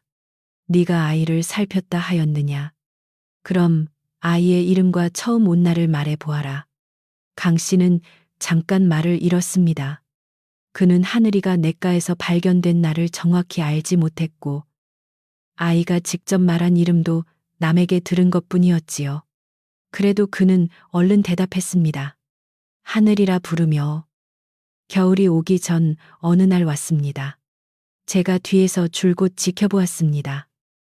하늘이는 그 말을 듣고 고개를 조금 기울였습니다. 그는 강씨 쪽으로 얼굴을 돌린 채 차분히 말했습니다. 아저씨는 제가 처음 이 집에 오던 날을 모릅니다. 그날 냇가에는 젖은 솔가지 냄새가 있었고 할머니 겉옷에는 연기와 나물 냄새가 배어 있었습니다. 아저씨의 발소리는 그날 없었습니다. 사람들 사이에서 낮은 웅성거림이 일었습니다. 순덕 할멈은 아이의 말에 놀라면서도 마음 한구석이 따뜻해졌습니다. 아이가 첫날의 손길을 그렇게 기억하고 있었기 때문입니다. 젊은 관리의 시선이 순덕 할멈에게 옮겨졌습니다. 할머니가 그 아이를 거두었습니까? 순덕 할멈은 허리를 깊이 숙였습니다. 예, 날이 늦가을 냇가에서 울고 있는 것을 보았습니다. 앞을 보지 못하고 몸이 얼어있어 집으로 데려와 죽을 먹이고 재웠습니다. 저는 아무것도 바라지 않았습니다. 그저 밤이 차가웠고 아이 손이 너무 시렸습니다. 할머니의 목소리는 작았지만 흔들리지 않았습니다. 군사들 중 몇이 서로 눈빛을 주고받았습니다. 그때 금내 할미가 조용히 앞으로 나왔습니다. 그녀는 두 손으로 낡은 헝겊 꾸러미를 받쳐들고 젊은 관리 앞에 내밀었습니다. 아이의 옷 속에 오래 꿰매져 있던 것입니다. 할멈은 어제야 보았고 저도 함께 확인했습니다. 관리가 꾸러미를 받자 손놀림이 조심스러워졌습니다. 비단 조각이 펼쳐지고 흰 매화 무늬가 드러나는 순간 그의 얼굴빛이 변했습니다. 그는 곁에 장수에게 낮게 무언가를 말했고 장수는 곧장 한쪽 무릎을 굽히듯 자세를 낮추었습니다. 마을 사람들은 그 작은 비단 조각 하나가 어째서 군사들의 표정을 바꾸는지 알 수 없었습니다. 그러나 모두들 그것이 가벼운 물건이 아니라는 것만은 느꼈지요. 젊은 관리는 하늘이 앞에 다가와 무릎을 조금 굽혔습니다. 아이야, 네가 밤마다 꾸는 꿈을 말해줄 수 있겠느냐? 꾸며내지 말고 더하지도 말고 들은 것과 느낀 것 그대로 말해다오. 하늘이는 순덕 할멈의 손을 한 번 더 잡은 뒤 천천히 고개를 끄덕였습니다. 하늘이는 우물가 한가운데 서서 깊은 숨을 들이쉬었습니다. 그의 눈은 먼 곳을 바라보는 듯 했으나 실제로는 아무것도 보지 못했습니다. 꿈속에는 큰 기와집이 있습니다. 지붕은 높고 마당은 넓습니다. 마당 한가운데 흰 매화나무가 있고 꽃은 눈처럼 떨어집니다. 나무 아래에는 검은 줄에 묶인 용이 있습니다. 용은 임금님의 숨처럼 약하게 움직입니다. 큰 방 안에는 등잔이 있으며 그 불이 매일 밤 작아집니다. 그의 목소리는 겨울 공기 위로 잔잔히 퍼졌습니다. 젊은 관리는 두 손을 소매 속에 감추고 있었지만 손가락이 미세하게 떨렸습니다. 하늘이는 계속 말했습니다. 등잔 곁에 누운 높은 어른이 있습니다. 그분은 깊이 잠든 것 같지만 숨소리가 자꾸 끊어집니다. 곁에 선 사람은 약그릇을 들고 웃습니다. 약에서는 쓴 풀 냄새와 쇠 냄새가 납니다. 동쪽 창고 바닥 아래에는 둥글고 무거운 것이 숨겨져 있습니다. 그 위에는 집단이 덮여 있고 집에서는 오래된 먼지와 젖은 나무 냄새가 납니다. 군사들 사이에서 숨을 삼키는 소리가 났습니다. 젊은 관리는 이제 더 이상 표정을 숨기지 못했습니다. 그는 장수를 향해 고개를 돌려 낮게 말했습니다. 동쪽 창고와 약그릇까지 알고 있다. 장수는 굳은 얼굴로 하늘이를 바라보았습니다. 하늘이는 그들의 놀람을 보지 못했지만 갑옷 사이로 미세하게 흔들리는 숨소리를 들었습니다. 그는 다시 말했습니다. 흰 매화나무 아래에서는 한 여인이 울지 않고 울고 있습니다. 그 여인은 저를 물가의 아이라고 부릅니다. 강 씨는 그 분위기가 자신에게 불리하게 흐르는 것을 알아차렸습니다. 그는 갑자기 앞으로 나와 큰 소리로 말했습니다. 나리, 저 아이가 하는 말은 마을에서 떠돈 소문일 뿐입니다. 제가 먼저 아이의 이상함을 알아보고 지켜보았으니 아이를 데려가는 일에는 제 공도 있을 것입니다. 사람들은 강 씨의 말에 얼굴을 찌푸렸습니다. 조금 전까지만 해도 마을의 화를 막기 위해 아이를 넘기자던 사람이 이제는 공을 말하고 있었으니까요. 젊은 관리의 눈빛도 차갑게 가라앉았습니다. 하늘이는 강 씨가 말을 마치기도 전에 조용히 입을 열었습니다. 아저씨는 공을 찾으러 온 것이지 저를 찾으러 온 것이 아닙니다. 어젯밤 창 아래에 섰고 그보다 전에는 제 옷 속에 무엇이 있는지 알고 싶어 했습니다. 오늘 아침에도 품 안에 작은 쇠고리를 넣고 왔습니다. 그것은 할머니 집 문고리와 닮았다고 거짓말하려 했던 물건입니다. 강 씨의 얼굴이 하얗게 질렸습니다. 그의 손은 본능적으로 품 안으로 갔고 그것만으로도 사람들의 의심은 더 짙어졌습니다. 젊은 관리가 손짓하자 군사 하나가 강 씨 곁으로 다가갔습니다. 강 씨는 버티려 했지만 군사는 그의 품 안에서 낡은 쇠고리 하나를 꺼냈습니다. 쇠고리는 오래된 문에서 떨어진 듯 했으나 순덕 할멈의 집 문고리와는 모양이 달랐지요. 금내 할미가 차분히 말했습니다. 저 사람은 여러 날 전부터 아이가 가진 표식을 찾으려 했습니다. 걱정하는 말로 문을 두드렸지만 발은 늘 방안을 향했습니다.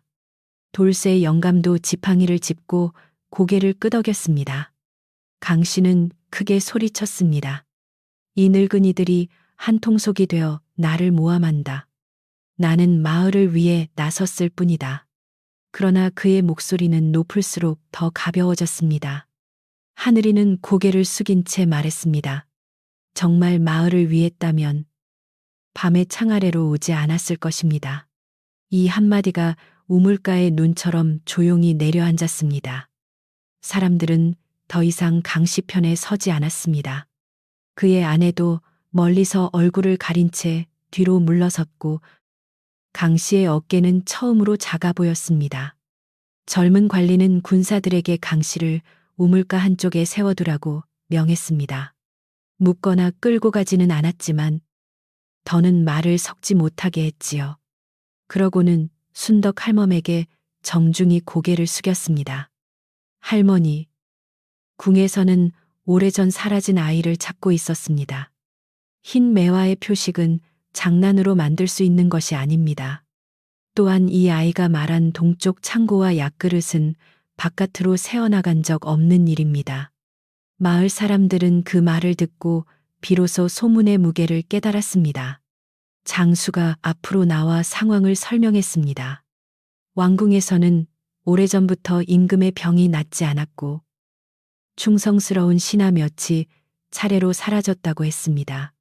궁 안에 누군가는 임금이 병든 틈을 타 나라의 도장을 숨기고 약에 해로운 것을 섞어 왕명을 흔들려 했다는 의심이 있었지요. 그러나 증거가 없었습니다. 그러던 중 오래전 죽은 충신이 남긴 아이에게 흰 매화의 표식이 있으며 그 아이가 왕궁 깊은 곳의 비밀을 기억할 것이라는 말이 전해져 군사들이 찾고 있었다고 했습니다. 순덕 할멈은 모든 말을 다 이해하지는 못했습니다. 왕궁의 일은 그녀의 작은 부엌과 너무 먼 이야기였지요. 하지만 하늘이가 위험 속에서 흘러와 자기 손에 닿았다는 것은 알 수 있었습니다. 그녀는 떨리는 목소리로 물었습니다. 그럼 이 아이를 데려가시면 아이는 무사합니까? 젊은 관리는 곧바로 대답하지 않았습니다. 잠시 아이의 얼굴을 보고 다시 할머니의 굽은 등을 보았습니다. 저희가 목숨을 걸고 지키겠습니다. 그러나 아이가 말해 주어야 많은 목숨이 살 수 있습니다. 하늘이는 그 말을 듣고 한참 침묵했습니다. 마을 사람들도 그의 입만 바라보았습니다. 아이는 손끝으로 순덕 할멈의 손등을 만지며 낮게 말했습니다. 할머니, 제가 가야 한다면 같이 가 주시겠습니까? 제가 아무것도 보지 못해도 할머니 손이 있으면 길이 무섭지 않습니다. 순덕 할멈은 갑작스러운 말에 눈물이 솟을 뻔했습니다. 그녀는 고개를 숙이고 아이의 손을 감쌌습니다. 네가 가는 길이 차갑다면 내가 손난로라도 되어 주마. 같이 가자. 젊은 관리는 그 말을 듣고 깊이 고개를 숙였습니다. 할머니도 함께 모시겠습니다. 아이를 살린 분이니 그 곁을 지킬 권리가 있습니다. 그제야 하늘이의 어깨가 조금 내려갔습니다. 금내 할미는 순덕 할멈의 낡은 보따리를 가져오겠다고 했고 돌쇠 영감은 마을 젊은이들에게 길을 치우라 일렀습니다. 군사들이 말에서 내려 잠시 쉬는 동안 우물가의 긴장은 조금 누그러졌습니다. 누구도 큰 소리로 떠들지는 않았지만 사람들의 숨소리가 전보다 덜 날카로워졌습니다. 그러나 떠나기 전 젊은 관리는 마을 사람들 앞에서 분명히 말해야 할 것이 있다 했습니다. 그는 강 씨를 바라보며 낮은 목소리로 물었습니다. 너는 이 아이를 해치려 했느냐? 강 씨는 고개를 숙인 채 해치려 한 것은 아니요. 다만 마을을 위해 데려가려 했을 뿐이요. 하고 중얼거렸습니다. 관리는 다시 물었습니다. 아이의 표식을 빼앗아 내 공으로 삼으려 했느냐? 강 씨는 대답하지 못했습니다. 침묵은 때로 어떤 고백보다 더 또렷했습니다. 젊은 관리는 강 씨에게 당장 큰 벌을 내리지는 않았습니다. 대신 마을 사람들 앞에서 아이와 순덕 할멈에게 가까이 하지 말라 명했고, 거짓 소문을 퍼뜨려 마을을 흔든 일을 이장에게 기록하게 했습니다. 작은 욕심이 큰 화를 부를 수 있다. 오늘은 아이가 무사하니 여기서 그치지만 다시 같은 일을 하면 관의 법이 너를 기다릴 것이다. 강 씨는 얼굴을 들지 못했습니다. 그가 늘 당당히 걷던 우물가 길이 그날은 끝없이 길어 보였습니다. 강 씨가 물러나자 마을 사람들 사이에서 미안한 기색이 번졌습니다. 아이를 멀리하라 했던 안하기 순덕 할멈 곁으로 와 고개를 숙였습니다. 할멈, 우리가 말에 휩쓸렸소. 또 다른 노인은 눈먼 아이를 불길하다 한 내 입이 부끄럽소 하고 말했습니다. 순덕 할멈은 누구도 꾸짖지 않았습니다. 그녀는 그저 겨울에는 작은 바람도 크게 들립니다. 이제 알았으면 됐습니다 하고 말했습니다. 하늘이는 사람들의 목소리에서 처음으로 가벼운 후회를 들었습니다. 이장은 군사들을 위해 마을 마당에 불을 피우게 했습니다. 눈길을 달려온 말들에게 마른 풀을 내주고 사람들은 집집마다 조금씩 가져온 보리쌀과 물을 큰 솥에 넣었습니다. 곧 우물가 옆에 따뜻한 죽냄새가 퍼졌지요. 조금 전까지 두려움과 의심이 가득하던 자리에 이제는 나무 타는 소리와 솥이 끓는 소리가 들렸습니다. 하늘이는 그 소리를 들으며 조용히 말했습니다. 할머니, 마을이 다시 숨을 쉽니다. 순덕 할멈은 아이의 어깨를 감싸 안았습니다. 금례 할미는 순덕 할멈의 보따리에 낡은 저고리 한 벌과 말린 대추, 바늘쌈을 넣어 주었습니다. 길에서 옷이 터지면 꿰매야 하오. 마음도 터질 때가 있겠지만 그건 천천히 꿰매면 돼오. 그녀의 말은 늘 한마디씩만 길을 열었습니다. 돌쇠 영감은 작은 나무 부적을 주며 사당에 걸려 있던 것이니 길에서 외로울 때 손에 쥐시오 하고 말했습니다. 순덕 할멈은 두 사람에게 깊이 절했습니다. 가난한 집이지만 떠나는 길에는 혼자가 아니었습니다. 하늘이는 떠나기 전 자기 발로 냇가에 가보고 싶다고 했습니다. 군사들은 서둘러야 한다고 했지만 젊은 관리는 잠시 허락했습니다. 순덕 할멈은 하늘이의 손을 잡고 그가 처음 발견된 버드나무 아래로 천천히 걸어갔어요. 겨울물은 맑고 차가웠고 얼음 사이로 흐르는 소리가 작게 들렸습니다. 하늘이는 돌 위에 손을 얹고 오래 귀를 기울였습니다. 여기서 할머니 손이 제 손을 잡았습니다. 물소리는 차가웠지만 그 손은 따뜻했습니다. 순덕 할멈은 아무 말도 못했습니다. 그저 아이 곁에 서서 흐르는 물을 바라보았습니다. 하늘이는 낮게 말했습니다. 꿈속 물소리도 오늘은 이 소리와 닮았습니다. 저를 떠미는 소리가 아니라 길을 알려주는 소리입니다. 할머니는 아이의 머리에 손을 얹었습니다. 물이 산에서 내려와도 바다로만 가는 것은 아니다. 가는 길마다 사람 목을 축이고 논을 살리지. 너도 네 길에서 누군가를 살릴 것이다. 하늘이는 그 말을 마음속에 깊이 담았습니다. 마을로 돌아오자 군사들은 떠날 준비를 마치고 있었습니다. 젊은 관리는 하늘이를 말에 태우려 했지만 하늘이는 처음에는 두려워했습니다. 말의 큰 숨소리와 높은 등은 아이에게 낯설었지요. 순덕 할멈이 먼저 수레에 오르자 하늘이는 그녀의 손을 잡고 천천히 올랐습니다. 군사들은 눈길을 헤치기 위해 앞장섰고 마을 사람들은 길가에 서서 배웅했습니다. 조금 전까지 의심하던 사람들이 이제는 고개를 숙였습니다. 그 고개 숙임이 모두 완전한 선의는 아니었지만 적어도 침묵 속에 부끄러움은 담겨 있었습니다.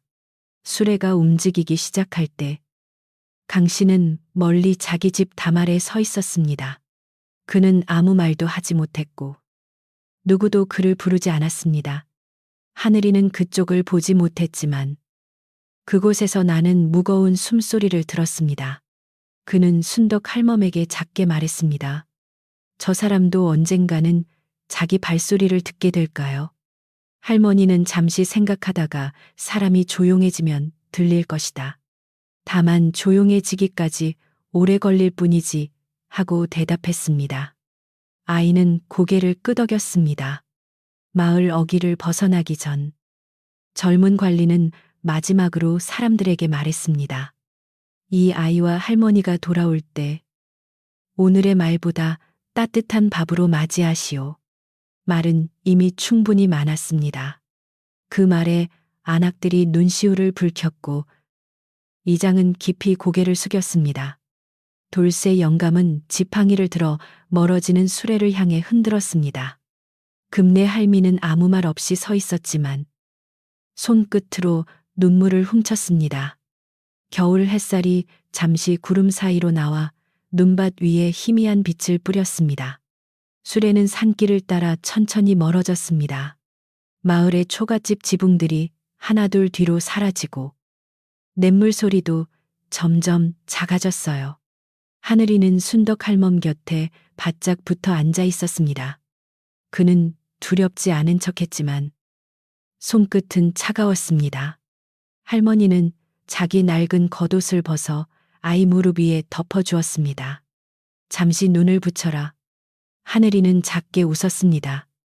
저는 눈을 붙여도 늘 보이는 것이 있어요.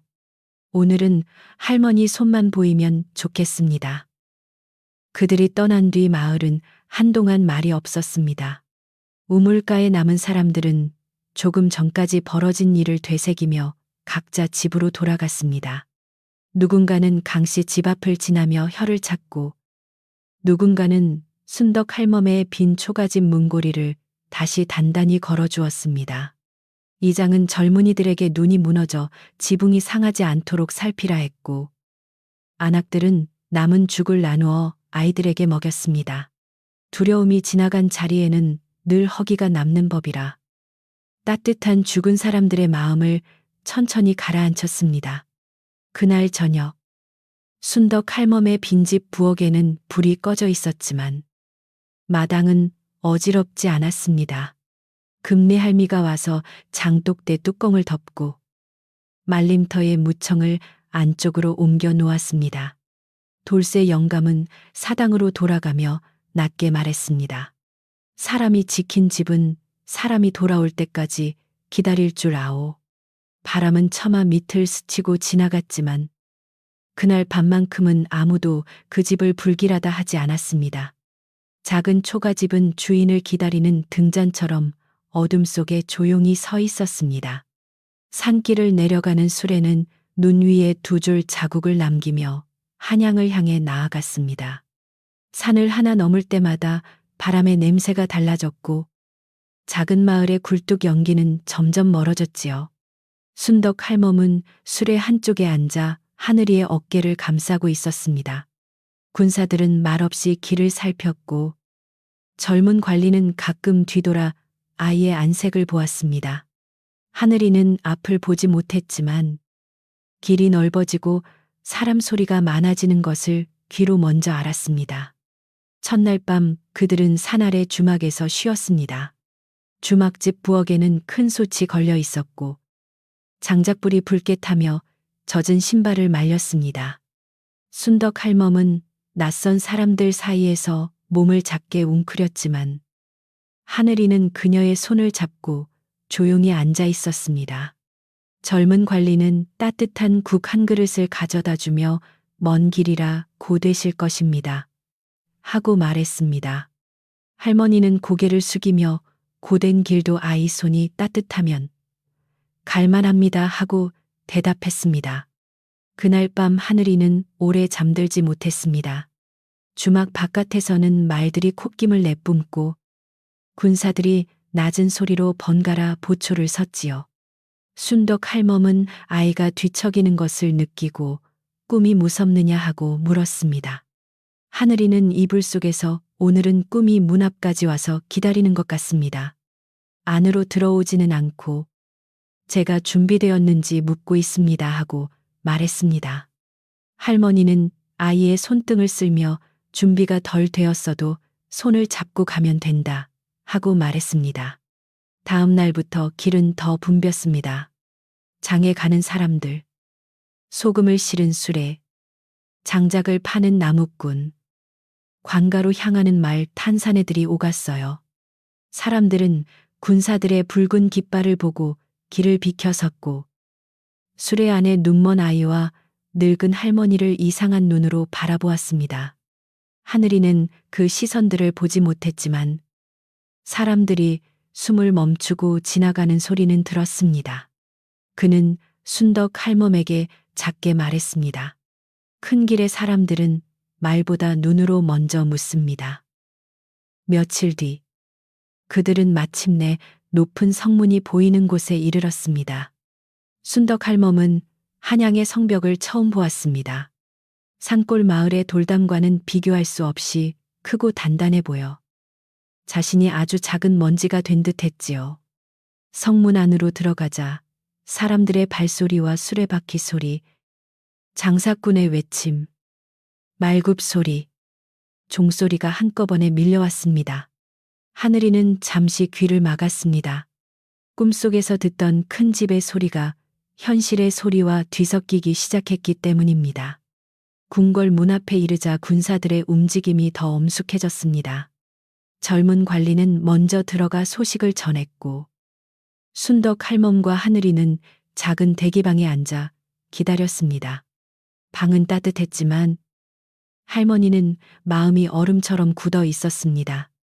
그녀의 낡은 치마와 해진 버선이 반질반질한 마룻바닥 위에서 너무 초라해 보였어요. 하늘이는 그런 마음을 알아차린 듯 할머니, 이 방은 넓지만 할머니 부엌보다 조용하지 않습니다. 저는 우리 집 불소리가 더 좋습니다 하고 속삭였습니다. 얼마 뒤 젊은 관리가 다시 들어왔습니다. 그의 얼굴은 더욱 굳어 있었지만 눈빛에는 희망이 있었습니다. 아야, 이제 네가 말한 동쪽 창고로 가보아야 한다. 무서우면 천천히 말해도 된다. 하늘이는 순덕 할멈의 손을 잡고 일어섰습니다. 저는 보지 못하니 천천히 걸어야 합니다. 하지만 소리는 먼저 갑니다. 궁궐의 긴 회랑을 지날 때 하늘이는 발 아래 돌의 울림과 바람이 꺾이는 방향을 들으며 꿈속의 길과 현실의 길을 맞추기 시작했습니다. 동쪽 창고 앞에 도착하자 하늘이는 멈추었습니다. 그는 문도 벽도 볼 수 없었지만 오래된 집과 젖은 나무, 닫힌 돌바닥의 냄새를 맡았습니다. 여기입니다. 꿈속에 먼지 냄새가 납니다. 군사들이 문을 열자 안에는 오래된 항아리와 집단, 부서진 나무 상자가 쌓여 있었습니다. 관리들은 서로 눈치를 보았습니다. 하늘이는 조금 더 안쪽을 향해 고개를 돌렸습니다. 오른쪽 벽에서 세 걸음, 집단 아래, 바닥이 다른 곳보다 차갑습니다. 군사들이 집단을 치우고 바닥돌을 두드렸습니다. 처음에는 아무 소리도 나지 않았지만 한 돌에서 속이 빈 울림이 들렸어요. 장수가 사람들을 물리고 돌을 들어 올리게 했습니다. 그 아래에는 검은 천으로 감싼 작은 상자가 숨겨져 있었습니다. 젊은 관리는 숨을 삼키며 상자를 열었습니다. 안에는 나라의 큰 도장이 놓여 있었고 함께 접힌 장부 한 권이 있었습니다. 궁궐한 사람들의 얼굴빛이 바뀌었습니다. 숨겨진 의심이 드디어 손에 잡히는 물건이 된 것입니다. 하늘이는 상자 안을 보지 못했지만 사람들이 숨을 멈추는 소리로 무언가 나왔다는 것을 알았습니다. 그는 조용히 말했습니다. 그 도장은 오래 갇혀 있었습니다. 꿈속에서 둥근 것이 울던 까닭이 그것입니다. 젊은 관리는 두 손으로 상자를 받들고 고개를 숙였습니다. 순덕 할멈은 아이의 어깨에 손을 얹은 채 한숨을 내쉬었습니다. 가난한 냇가에서 데려온 아이가 궁궐 깊은 곳에 돌바닥 아래 숨겨진 것을 말해냈다는 일이 그녀에게는 아직도 꿈처럼 느껴졌습니다. 그 뒤 하늘이는 임금이 누워있다는 큰 방 가까이로 안내되었습니다. 직접 안으로 들어가지는 못했지만 문 밖에서도 그는 약 냄새를 맡았습니다. 쓴 풀 냄새가 강합니다. 그런데 그 아래 쇠붙이를 핥은 듯한 냄새가 섞였습니다. 곁에 있던 의원들이 놀라 약그릇을 살폈습니다. 젊은 관리는 장부와 약그릇을 함께 대조하라 명했습니다. 곧 궁 안에서 술렁임이 일었습니다. 오랫동안 임금의 병을 돌본 척 하던 자가 몰래 해로운 가루를 섞었다는 흔적이 드러났기 때문입니다. 그 자는 처음에는 끝까지 부인했습니다. 그러나 동쪽 창고의 장부에는 그가 만난 사람들의 이름과 받은 은전의 수가 적혀 있었어요. 더구나 하늘이가 말한 것처럼 흰 매화나무 아래 묻힌 작은 은열쇠도 찾아졌습니다. 그 열쇠는 비밀 방의 문을 여는 것이었고 그 방 안에는 왕명을 거짓으로 꾸미려 한문서들이 감춰져 있었습니다. 궁궐 안에 숨죽인 공기가 한순간에 흔들렸습니다. 오래 가라앉아 있던 진흙이 물 위로 떠오른 듯 했습니다. 며칠 동안 궁궐은 밤낮 없이 바빴습니다. 충성스러운 신하들이 불려오고 거짓에 기대던 사람들은 하나둘 붙잡혔지요. 하늘이는 더 많은 것을 묻는 사람들 앞에서 지치기도 했지만 순덕 할멈이 곁에 있으면 다시 귀를 기울였습니다. 그는 자신이 모르는 것은 모른다고 했고 꿈에서 들은 것만 말했습니다. 젊은 관리는 아이에게 억지로 더 말하게 하지 않았습니다. 이 아이는 등불을 가리키는 손이지 우리가 흔들어도 되는 등잔이 아니다 하고 그는 사람들에게 말했습니다. 임금은 깊은 병중에 있었으나 해로운 약이 멈추고 바른 처방이 들어가자 조금씩 숨이 고르게 돌아왔습니다. 어느 저녁 임금은 잠시 눈을 뜨고 하늘이를 불러보게 했습니다. 하늘이는 왕의 얼굴을 볼 수 없었지만 방 안에 깔린 무거운 침묵과 약해진 숨을 느꼈습니다. 그는 문턱 아래 엎드려 절했습니다. 임금은 힘없는 목소리로 물가의 아이가 내 나라의 등불을 지켰구나 하고 말했습니다. 그 말에 방 안의 모든 사람이 고개를 숙였습니다. 하늘이는 그 말에 대답하지 못하고 한참 침묵했습니다. 그러다 조심스럽게 말했습니다. 저를 살린 것은 제가 아닙니다. 물가에서 제 손을 잡은 할머니입니다. 저는 그 손이 없었다면 꿈도 말하지 못했을 것입니다.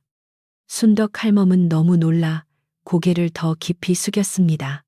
자신 같은 늙은이가 임금 앞에서 이름이 나오는 일은 상상도 못했지요. 임금은 희미하게 웃으며 가장 낮은 손이 가장 높은 곳을 살릴 때가 있다 하고 말했습니다. 그 방의 공기가 조금 따뜻해졌습니다. 그 뒤 하늘이에 지나온 길도 조금씩 밝혀졌습니다.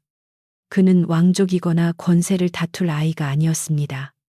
오래전 왕을 지키던 충직한 신하의 핏줄이었고 그 신하는 반역의 낌새를 알아차린 뒤 어린 하늘이의 옷 속에 흰 매화 표식과 작은 구슬을 숨겼습니다. 아이가 들은 말과 냄새와 소리는 그날의 기억이 꿈으로 남은 것이었습니다. 눈이 보이지 않는 아이의 마음에는 사람들이 잊은 길이 조용히 보존되어 있었고 때가 되자 그 길이 다시 열렸습니다. 궁에서는 하늘이를 머물게 하려 했습니다. 따뜻한 방, 좋은 옷, 배부른 밥, 그를 가르칠 스승까지 마련하겠다고 했지요. 순덕 할멈은 아이에게 그것이 더 나은 삶일지도 모른다고 생각했습니다. 그러나 하늘이는 오래 고민한 끝에 임금께 말했습니다. 제가 배울 것은 배우겠습니다. 하지만 제 마음이 돌아갈 곳은 냇가의 작은 집입니다. 그 집 부엌의 불소리를 잊으면 저는 다시 길을 잃을 것입니다. 임금은 아이의 말을 듣고 조용히 고개를 끄덕였습니다. 임금은 순덕 할멈에게도 상을 내리려 했습니다. 비단옷과 큰 집을 주겠다는 말이 나왔지만 할머니는 두 손을 저었습니다. 저는 큰 집에 살 줄 모릅니다. 다만 겨울에 지붕이 새지 않고 아이가 돌아왔을 때 따뜻한 죽을 끓일 수 있으면 됩니다. 임금은 그 소박한 청을 더 귀하게 여겼습니다. 그래서 산골 마을에 초가집을 고쳐주고 쌀과 장작과 약을 보내게 했으며 우물도 다시 손보게 하라 명했습니다. 궁궐의 큰 은혜가 작은 부엌으로 향하게 된 것입니다. 봄이 가까워질 무렵 순덕 할멈과 하늘이는 다시 마을로 돌아왔습니다. 떠날 때 얼어있던 길에는 녹은 눈물이 흐르고 산비탈에는 어린 풀이 돋아나고 있었어요. 마을 어귀에 이르자 사람들이 하나둘 나와 섰습니다. 이번에는 수군거림이 먼저 오지 않았습니다. 대신 누군가가 따뜻한 물을 들고 나왔고 누군가는 삶은 감자를 보자기에 쌓았습니다. 이장은 길 한가운데 서서 깊이 고개를 숙였습니다. 돌아오셨소. 우리가 집을 지키고 있었소. 순덕 할멈의 집은 알아보기 어려울 만큼 단정해져 있었습니다. 새 지프로 지붕을 얹었고 부엌벽의 틈은 흙으로 곱게 메워졌으며 우물가에는 새 두레박이 놓여 있었습니다. 장작더미는 가지런했고 말림터에는 햇볕이 잘 들도록 낮은 울타리가 세워져 있었지요. 할머니는 마당에 들어서자마자 말없이 흙을 만졌습니다. 하늘이는 문턱을 손으로 더듬고는 환하게 웃었습니다. 할머니, 집소리가 그대로입니다. 다만 바람이 덜 아픕니다. 그날 저녁 마을 사람들은 작은 잔치를 열었습니다. 잔치라 해도 거창한 것은 아니었습니다. 쌀은 아니어도 정성껏 지은 밥, 물을 넣은 국, 장독에서 꺼낸 김치, 잘 구운 고구마, 따뜻한 차가 전부였지요. 그러나 사람들의 마음은 예전보다 넉넉했습니다. 아이를 멀리하라 했던 안악은 하늘이 앞에 밥그릇을 놓으며 그때 내 말이 참 차가웠다 하고 말했습니다. 하늘이는 고개를 숙이고 겨울말은 봄에 녹으면 됩니다 하고 대답했습니다. 강씨는 잔치 자리에 가장 뒤에 서 있었습니다. 그는 전보다 기세가 꺾였고 사람들 앞에서 쉽게 입을 열지 못했습니다. 젊은 관리는 떠나기 전 이장에게 강씨가 더는 순덕 할멈의 집에 간섭하지 못하게 하라 이르고 갔지요. 강씨는 하늘이에게 다가오지 못한 채 멀리서 고개만 숙였습니다. 하늘이는 그의 발소리를 알아차렸지만 누구에게도 말하지 않았습니다. 순덕 할멈이 묻자 그는 조용히 대답했습니다. 무거운 발소리도 언젠가는 가벼워질 날이 있겠지요. 그 뒤로 순덕 할멈의 집에는 사람들이 자주 찾아왔습니다. 하지만 예전처럼 이상한 꿈을 캐묻기 위해서가 아니었습니다. 어떤 이는 장작을 패러 왔고 어떤 이는 우물물을 길어 주었으며 어떤 이는 봄나무를 나누러 왔습니다. 하늘이는 낮에는 마당의 햇볕을 들으며 작은 일을 도왔고 밤에는 더 이상 무거운 궁궐, 꿈에 시달리지 않았습니다. 가끔 흰매와 꽃잎이 나오는 꿈을 꾸었지만 그 꿈에는 묶인 용도 꺼지는 등잔도 없었습니다. 궁에서 보낸 사람들은 우물 곁에 어린 매화나무 한 그루를 심어 주었습니다. 아직 가느다란 나무였지만 하늘이는 손으로 줄기를 만지고 오래 웃었습니다. 이 나무는 소리가 작습니다. 하지만 봄을 기다리는 소리가 있습니다. 순덕 할멈은 매화나무 밑에 물을 주며 작은 나무가 자라는 데는 큰 소리가 필요 없다. 햇볕과 물과 기다림이면 된다 하고 말했습니다. 그 말은 나무에게 하는 말 같기도 하고 하늘이에게 하는 말 같기도 했습니다. 세월은 다시 마을의 느린 길로 돌아왔습니다. 봄에는 보리싹이 올라오고 여름에는 우물가 그늘이 깊어지고 가을에는 처마 밑에 무청과 고추가 말랐습니다. 겨울이 오면 순덕 할멈의 부엌에는 전보다 넉넉한 장작이 쌓였고 하늘이는 불소리를 들으며 장작이 잘 타는지 알아차렸지요. 마을 아이들은 이제 그를 무서워하지 않았습니다. 오히려 눈을 감고도 새가 어느 나무에 앉았는지 마치는 하늘이 곁에 모여 앉아 귀 기울이는 법을 배웠습니다. 어느 고요한 밤, 눈이 다시 마을에 내렸습니다. 순덕 할멈은 새로 고친 부엌에서 죽을 끓이고 있었고, 하늘이는 방문턱에 앉아 바깥 소리를 듣고 있었습니다. 처마 끝에서 눈이 녹아 떨어지는 소리, 우물 두레박이 바람에 아주 살짝 흔들리는 소리, 매화나무 가지에 눈이 얹히는 소리가 차례로 들렸어요. 하늘이는 문득 할머니, 오늘 밤은 꿈이 오지 않습니다. 대신 집이 이야기합니다. 하고 말했습니다. 할머니는 웃으며 죽을 저었습니다. 순덕 할멈은 따뜻한 죽을 두 그릇에 나누어 담았습니다. 한 그릇은 하늘이 앞에, 한 그릇은 자기 앞에 놓았지요. 둘은 말없이 죽을 먹었습니다. 밖에서는 눈이 내리고 안에서는 아궁이 불이 낮게 타고 새 지붕 밑으로는 바람이 부드럽게 지나갔습니다. 하늘이는 숟가락을 내려놓고 조용히 말했습니다. 할머니, 저는 이제 먼 궁궐보다 이 작은 집이 더 잘 보입니다. 순덕 할멈은 그 말을 듣고 눈을 감았습니다. 그보다 편안한 말은 없었습니다. 밤이 깊어지자 마을의 불빛이 하나둘 꺼졌습니다. 순덕 할멈은 하늘이의 이불을 덮어주고 자신도 아궁이 가까운 자리에 누웠습니다. 매화나무는 아직 꽃을 피우지 않았지만 가지 끝에는 작은 봉우리가 맺혀 있었어요. 하늘이는 잠들기 전 마지막으로 속삭였습니다. 내일 아침에는 물소리가 더 맑을 것입니다. 할머니는 희미하게 웃으며 대답했습니다. 그래? 그 소리 들으며 천천히 일어나자. 그렇게 두 사람의 집은 긴 겨울밤 속에서 작은 등잔처럼 조용히 빛났습니다.